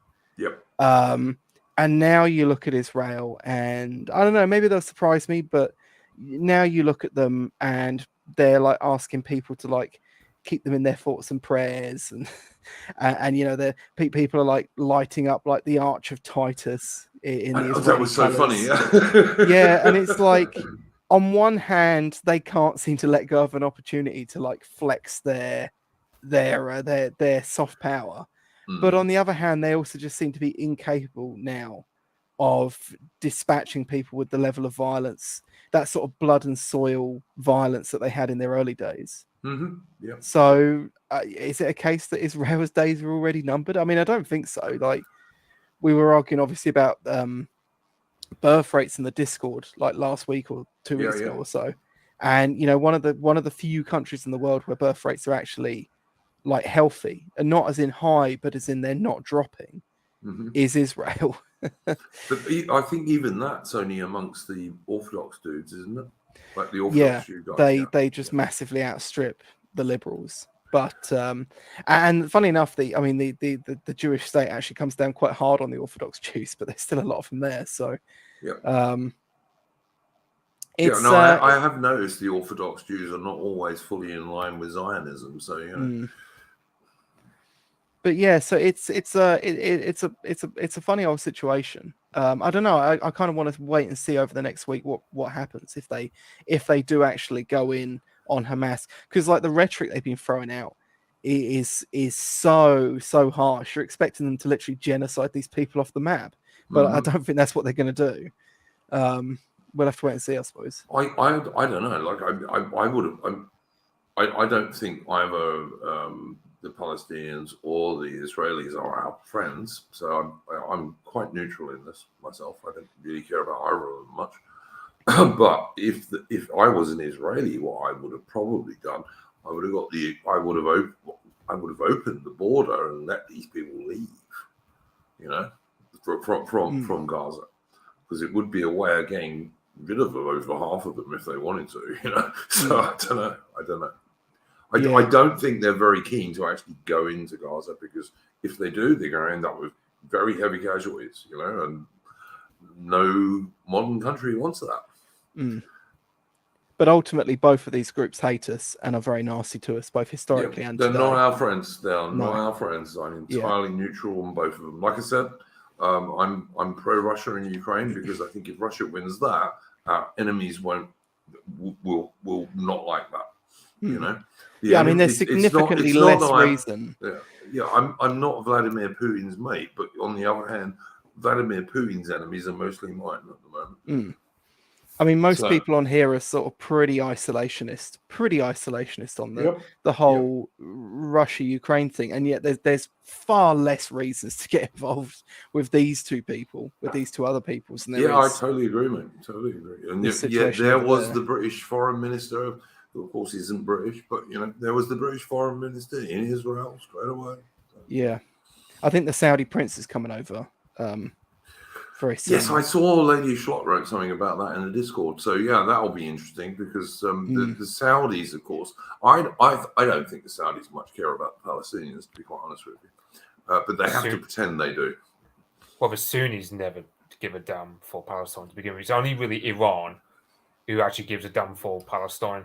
And it's like, and the thing is, you've got Hezbollah who, if they intervene because they're in Iran, because they're trained by the Iranian Revolutionary Guard, I believe they're called, that could actually end up drawing Iran into this latest Gaza conflict. America might feel that, okay, if Hezbollah and Hamas attack on two separate fronts, it might overstrain the IDF. I don't know about that because IDF, they do have a reputation they have for a reason. Yeah, I think that I don't get me wrong. I think the American and British military reputation is too high these days. But I think the same thing applies to the IDF. The IDF used to be shit hot. They did, whether you like them or not. They were very, very good army. I'm not sure they're as good as that now because they've had no real experience for a long time. And when they were in Lebanon a few years ago, they didn't do that great, it has to be said. So, and Hezbollah, who are in Lebanon, are a lot better armed now than they were then. Because, and also, that's the other thing that we need to bring up about this situation in the Middle East, is that there are undoubtedly anti-aircraft and anti-tank weapons that are being used by Hamas, which have almost certainly come from Ukraine. So, one of the most corrupt countries in the world, Ukraine, surprise, surprise, have been selling off some of this US aid that's been given to them and European aid that's been given to them. So, and people are trying to come up with other places it might have come from. Now, some of it's come from Ukraine, undoubtedly. So, there is that. Yeah, it's like, I mean, Hamas, I do wonder at times why they bothered provoking this conflict, because they don't have enough air defense to ward off like Israeli Air Force. That's the main thing about the Israelis, that they have as an advantage is their Air Force to just shred anything above ground. Yeah, they've got nothing but man pads. They've got shoulder-fired anti-aircraft missiles, and that's it. Nothing else really. Yeah, so it's just, I mean, Hezbollah, I've heard they are well armed and well trained, so there could be some sort of real pain in the arse. I mean, I think it was Hezbollah who, in 2006 in Lebanon, I'm pretty sure they did give Israel bloody nose. They did. Up, so. Yeah, absolutely, they did. Yeah. But like I said, the Israelis, when they were in Lebanon, they won, kind of, but they didn't do as well as they thought they would. I'd like, as I say, but I'm not just saying this about the IDF. The American and British armies have an exaggerated reputation at the moment for reasons I'm not sure of. If America or Britain had to fight a war like that one that's going on in Ukraine at the moment, I'm by no means sure. I actually don't think we'd win. I really don't. Yeah, Britain certainly wouldn't, because we don't have enough men. Yeah, it's like there's actually a guy at my workplace who, because he keeps on touch with the war stuff as I do. He reckons that we're going to see a world war in the next, because he reckons that this Israel versus Gaza, it could be like the July 1914 moment where we're just going to see a world war, because it is possible. It is certainly possible. Yeah, I mean, and you've always got Taiwan, which may or may not kick off. It would be very easy to fall into a world war at the moment. I have to say it would. And our leaders are so dumb. I don't think they'd even avoid it because they're so dumb. It's not that. I mean, you look at, because I mean, I've been guilty of like trying to downplay the JQ stuff, but then I'm looking at, for example, the Star of David being blazoned on 10 Downing Street, plus the UK government actually saying they're going to deport everyone who's a foreigner who supports Palestine and all this. And I'm just thinking, we truly are actually zogged. as a people. Well, I mean, if that was true, though, Mitch, we'd get rid of a hell of a lot of our Muslims, which would be a good thing. Don't get me wrong, So, but they won't do that. They won't do that, don't you? No, it's even if that was to happen, I'd still think, okay, it's still not a reasonable scenario because I mean, okay, it's just literally begging for crumbs of our elites to deport said problematic groups. Yeah. Not because of rape gangs or whatnot, but because they don't like the 4x2 gang. So exactly right, mate. I mean, they could go around raping 11-year-old English girls and no one cares. It's just crazy, entirely crazy. I'm not disagreeing with you one little tiny bit, mate. Arlo in the chat asked me, do I think Israel was a friend of South Africa? They were a friend of the white government in South Africa, to the extent that even today the South African Army rifle, the R4, is a copy of the Israeli Galil. The South African Army also had, and I think still uses, a 155 millimeter self-propelled gun, which is basically an Israeli design, and some other stuff as well. But what happened, Arlo, is that when the Soviet Union fell, which I think was 1989, wasn't it, Mitch? Been 1991 when the Soviet Union formally dissolved. All right. Well, when the Soviet Union started falling, anyway. Started falling. I mean, that was like late 80s. Yeah. I mean, yeah. I don't know what. I'm not fully sure if you mean like technically when it ended or like when it was starting to fall apart anyway. Well, it was just when it was obviously starting to fall apart.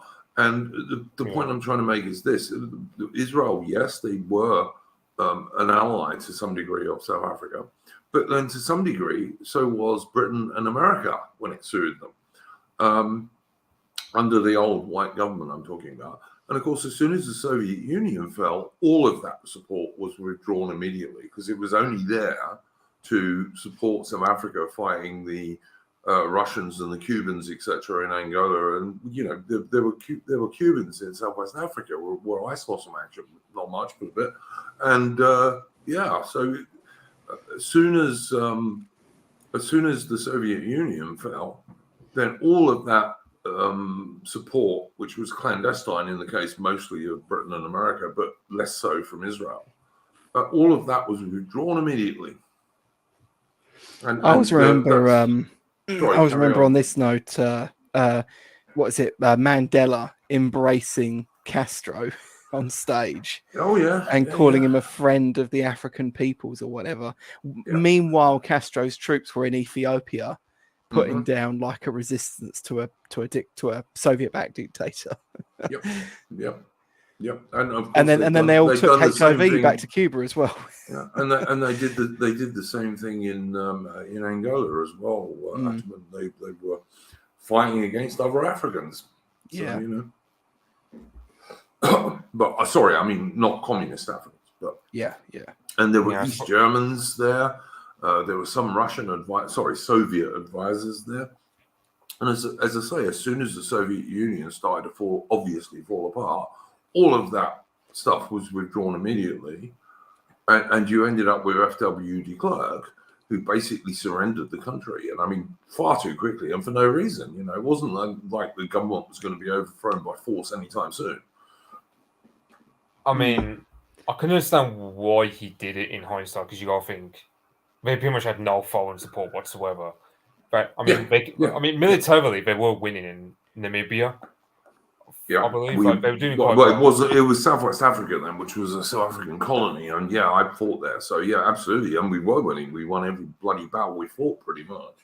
But it's not just like a common story though with like white governed countries in the area where even when they're militarily winning, they just lose a geopolitical. Or you're right, Mitch. But I'm beginning to think it's more that we weren't. It wasn't we were losing geopolitically. It's just the politicians, for one reason or another, gave up. Well, yeah. I mean, it's like in the case of South Africa. I mean, de Klerk, he just thought, oh well, everyone's turned on South Africa. There's no long-term keeping apartheid, which. I mean, I think it was no. You listen. I want to make this clear because people outside of South Africa get this wrong all the time. Even when I moved to South Africa in 1985, the majority of the petty apartheid, like separate toilets and this, that, and the other, the vast majority of that stuff had already been got rid of. Yeah, I think it was Boffa. I think I'm pronouncing that name. He got rid of a lot of that. Okay, so it was nowhere near. It was never as bad as people thought it was anyway. And I mean, I was actually talking to someone last week and pointing out to them that the average South African, black African, was better off in the days of the white government than they are now. I'm not saying not all of them. I mean, obviously, the elites are doing much better now. The black African elites are doing much better. But your average, ordinary Zulu or whatever he might be is actually worse off now than he was when under the white government. Yeah, on a personal basis, it will. But how these Africans think, they just think, oh well, group interest. Therefore, they're just willing to some of them burn everything. I had. I lived in South Africa until 2000, which was 10 years after things changed. I had I've had Zulu ladies say to me, "Oh, I wish the white government would come back." Yeah, they say that stuff. Like in the polling, it's I think there was for quite a while there was a large amount of them that said it was better off, but they still vote along those racial lines when they come to the polls. For sure they do. Yeah. Yeah, it's like the same with Rhodesia, where you get all the blacks who say, "Oh, well, we wish we had Ian Smith back," and they go, "Okay, but most of these blacks were studying with Mugabe at the time, just because he's still got full group interest in all this. I'm part of the blacks." Yeah, but I mean, it's a bit like the American Republicans who think they can win over American blacks or American Hispanics. You'll win over a small number, but you'll never win over most of it. Doesn't matter what you do, doesn't matter what your policies are, you'll never win them over. Yes, it's kind of a pointless pursuit, really. It is. It's a totally pointless pursuit. They would be far better saying, okay, it's mostly white people supporting us. Let's look after white people. But of course, white people are the only people who are not allowed to have a self-interest. Yeah. It's as simple as that, really. Yeah, do you reckon Donald Trump will see things that way in the next election? Oh, look, Donald Trump is really a 1980s Democrat. I mean, he's better than Biden, for sure. But he's really an 80s Democrat. Well, to be fair, he's probably more like an early 2000s Democrat. yeah, fair enough. I think you're even right about that, mate. But yeah, exactly. But he's not, and he'd be far better than Biden. I mean, speaking to the Americans that I know, most of them think he would be the best option. But I mean, whether he'll be allowed to win is another matter. We'll see. It's going to be interesting next year, actually, about that. And then, of course, we've also got a British election coming up as well. So, it's going to be interesting times, I suppose. Yeah, I mean, I do think those people in Britain who think that voting for Labour and Keir Starmer that's crazy, because he will be at least as bad as the Conservatives and very possibly worse. But on the other hand, I'm not for a minute saying vote Conservative. No, don't do that. I mean, those people who shill the idea of voting Labour, I think they're doing it because they think it's going to be the best way to destroy the Tory party. But it won't destroy the Tory party. The Tory party's not going to be destroyed, whatever they do. I wish it would be destroyed, but I don't think it's going to happen. I mean, it will just lose most of its parliamentary seats. Yeah, it will, sure, but that won't destroy the Conservative Party. Well, I say Conservative, and as I always have to say, when I say Conservative, I should say so-called Conservatives in air quotes, because they're not, but,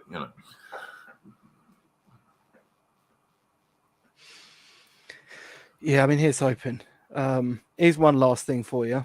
Let's just say, blue sky thinking, you wanted to go and have a coup in Zambia, right?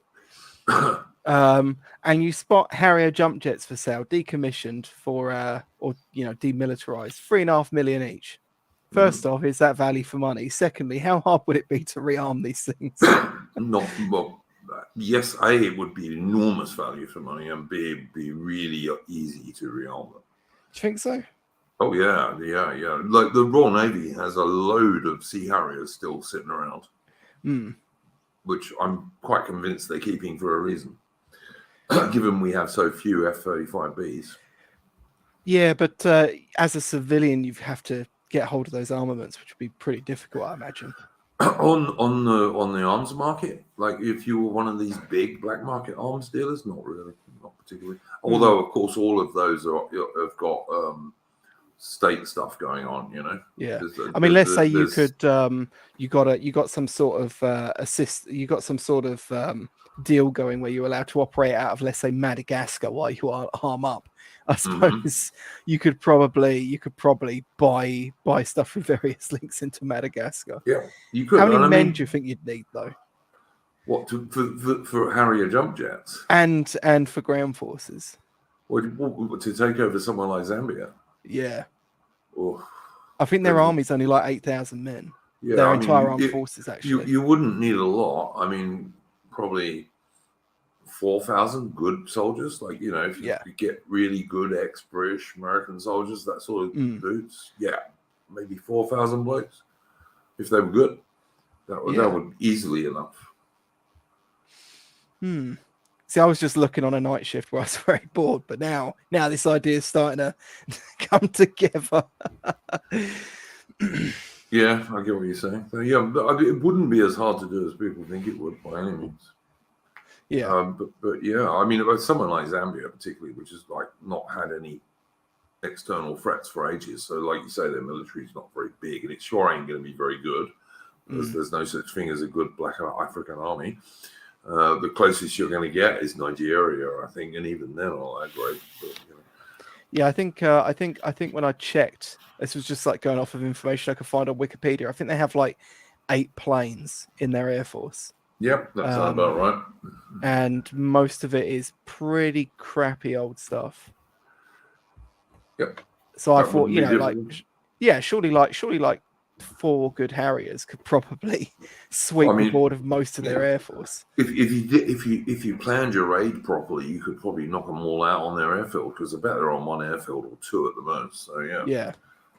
That said, Baki, where is it? Is it Equatorial Guinea? I think they only have 1 Cessna. So. Well, that's not much of a threat. So. There's a nice soft target. Yeah. No, that's true. Those places would be, you know, if you had someone coming along nowadays, like say the Brits were in the 18th century, you could have great fun. But yeah. That's definitely true. Oh, there's a stream coming up that I want to recommend to people. AA is doing a stream on the War of 1812 shortly. Now, I'm going to do a stream on the War of 1812. Even in this chat, I had someone ask me to do one, and I will. But I have to do part 2 of the Wellington stream, like Wellington and the Peninsula. And I'm just rereading a book for that, just to remind myself of some of the stuff in case I don't forget it. So I don't forget it. So, yeah, I am going to be doing a stream on the War of 1812 myself, but AA's got one coming up, which should be quite interesting, because generally speaking, I don't find AA is all that great on military matters, because it doesn't interest them, you know, which is fair enough. If it doesn't interest you, you're not going to know much about it, are you? But I will certainly be watching that, and I think that's this coming week, isn't it, guys? I think it is. I'm not sure. I did see he had some already set up. I forget what they were though. Yeah, definitely one of them is War of 1812. There you go. I think it's a cigar stream according to Lydia Shaw. So there you go. Have a quick look. But that's an interesting war, because the Americans always say they won or it was a draw. No, it wasn't. The Brits won. Sorry, guys. It's 2 days from now. There you go. Look out for that one, people. Oh no, 2 days, yeah. Yeah, I'll be watching that. But yeah, the Americans always say that was a draw or they won, but they didn't, you know. I don't know how you think you won when the main American war aim was to take over Canada, which was a total failure. The Americans invaded 3 times and got beaten 3 times. He's getting George Bagsby on for it. Oh, yeah. I don't know how much he knows about military history, but yeah, it'll be interesting. But it's... The Brits burnt Washington. You know, we captured the American capital and burnt it, the public buildings, not the private ones. And by the end of the war, the entire U.S. Navy was either captured or blockaded in port. So how that was a win, I'm not quite sure. But you know, Americans sometimes claim it is somehow. But yeah, I will say that George Bagsby fellow, he's a good watch. He's only got a tiny channel. He is American. I have seen him. Yeah, I do like him, but I don't know how much he knows about military history, to be honest. But, yeah. But he's got a good channel. I'll say that for sure. But he is worth watching. Mitch, did you have any final topic you wanted to bring up, mate? I mean, I've brought up like Israel. I mean, there's not really much to talk about Ukraine, except it's lost country status, and the only notable thing really is that place called Avdiivka, which is like that's where the Ukrainian artillery operates in terms of bombarding the city of Donetsk. Yeah. So, and the Russians are doing a bit of an attack there, aren't they? Yeah, they're trying to attack it around the flanks, though. They'll just cut off its supply routes because I mean, if they try to attack the place head on, they're just going to suffer heavy casualties. It's heavily fortified for the past like 9 years. Yeah. But I mean, on the other hand, the Russians would really like to push the Ukrainians back so they can't keep bombarding that town. It's not even just that. I mean, if the Ukrainians suffer a big loss on top of them already losing like the media status they enjoyed, let's say a month ago, it's just going to give America that reason to just go, yeah, let's just gracefully abandon Ukraine and just go all in on Israel. Yeah. So Israel's a perfect excuse for them to abandon Ukraine as well. Yeah, and it's not just that. I mean, Israel's that one issue where I won't be surprised if America literally will move heaven and earth to support them, unlike because I mean, Ukraine is there, fair enough to believe the Russians, but it doesn't get the same importance that Israel gets. Well, no, it's because they don't have the same lobby in America. I mean, Israel's got an enormously powerful political lobby in America. Ukraine does not have that, really. Yeah. And also, all the polls I've been seeing are showing that over 50% of Americans want to stop giving aid to Ukraine anyway, even before this kicked off in the Middle East. Yeah, so, do you reckon those people would be minded towards the same about Israel, or do you reckon they'd be being duped by other propaganda about, because I've withdrawn from stuff about Israel just because the discourse has been dominated over the atrocity propaganda of the Israel side. Alleging that Hamas have, something about killing off 40 babies, but they won't provide any evidence for it other than a photo which some people are saying is AI, but I don't know. I do not know anything about AI art. I think there's an argument to be made that neither side's all that civilized, but there we go. I mean, there's something about it's like the Carthaginians, for example, who sacrificed children to their gods. They come from the same genetic origin as Jews and Palestinians. Yeah. So I don't want to get the stream done for, but there's got to be something about the Semitic race that just motivates them to be brutal in a way that no one else can be. Well, like I said, and you're quite right. We have to be very careful because all this stuff is in Minecraft, Susan. But like I said, I think there's an argument to be made that neither side in that conflict is very civilized. So there we go. Well, yeah, I mean that's I don't really want to get back into the subject again, but like when they say that the babies thing, I could believe it. I could well believe that from the old Muzzies, but I don't exactly want to see pictures of dead babies either. But no sane civilized man is in favor of killing babies. I'm sorry, we're not. Just not. But at the same time, it is funny how a lot of the stuff they've been claiming Hamas was doing to them almost sounds like it was straight out of the stuff that they wheeled out at those various court cases in the mid to late 40s. Oh, for sure. Yeah, no, I don't disagree with you, mate. Like I said, I think it's 6 of one and a half dozen the other at best in that place. I really do. And neither of them are our friends, so I don't really care much, to be honest with you. They both hate us. Stay well away. Yeah, just to be clear to YouTube, I am in no way, shape, or form in favor of killing babies or women and children of either side. It shouldn't happen. So I'm against that. But other than that, I don't care, quite frankly. But yeah, I think we've probably covered most of what we need to cover. Is there anything you would like to shill, Mitch?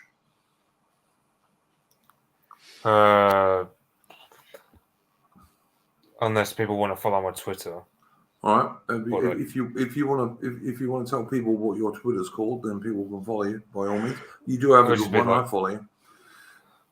Right, Anglo-Gopnik. I mean, I've got some sort of idea of like just doing some sort of like word of the day where I'll just go, oh, this English word which comes from Latin, and then replace it with like an old English word or whatever, or just replace it with like, go on full on like Germanic Spurgeon, a bit of a language. I don't know. That might be quite interesting. That might be it's like, I don't know. Let's say for argument's sake, I replace the word depressed with forlorn, or I replace this word with, let's say, like a word from either Old English or a Germanic word to replace it, just to like, I don't know, give people some idea of what English would be like if we weren't invaded by the Normans. Yeah, fair enough. That could be interesting. And like I said to you, mate, if you ever want to do a stream on that, I'd happily host you on it. I mean, I know nothing about it, but I'd host you on it for sure. Adam, and anything you'd like to shill, mate? No, nothing from me. I would say I did really like the meme that you put up on Twitter, by the way, with the vote yes sign on the car. I thought that was cool. On Discord. Yeah, that was. Yeah, I don't know where I got that from, but it was quite funny. Yeah, sorry, it was on Discord. Yeah, but I thought that was really good, actually. Yeah, so. But and of course, are you still working on your Bowden channel?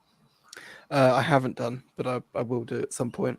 All right. And what's that one called? I can't remember. Yeah, it's called Bowden Bomber.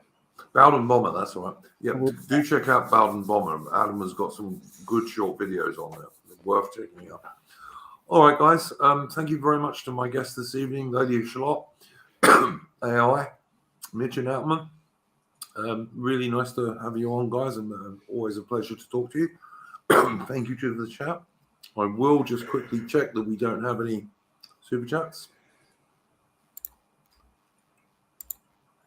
No, we don't. So I don't have to do any of those. So yeah, please like the stream, gents, as you're on your way out. That's always good. And yeah, for once today, we can be fairly happy because the good guys had a win for once in Australia in that referendum, because Australia decisively voted no, which is pretty good. So yeah, don't get too backpedaled. And as Lady of Shalott said earlier, never let the bastards grind you down. And I'm hoping to do my second part of the Wellington stream later this week. Not absolutely certain because I'm a bit busy at the moment, but I will try and do it this week. And then we'll be back next week with Splendid Isolation number 145. Go well, folks. And I'm going to play us out of the tune, of course.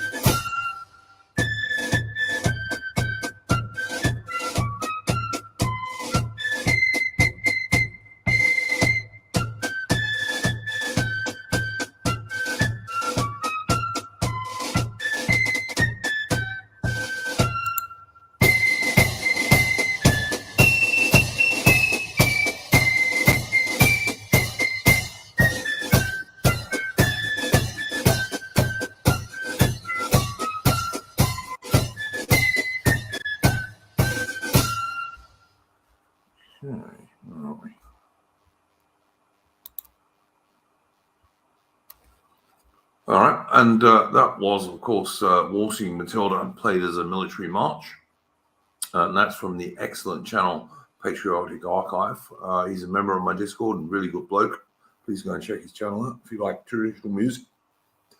And the thumbnail for that one, by the way, was the Victorian Mounted Rifles in 1908 with their wallaby mascot. So there you go. And I thought that was appropriate since Australia today actually gave us a win for once in our lives. So that's always good. Go well, folks, and we'll see you soon.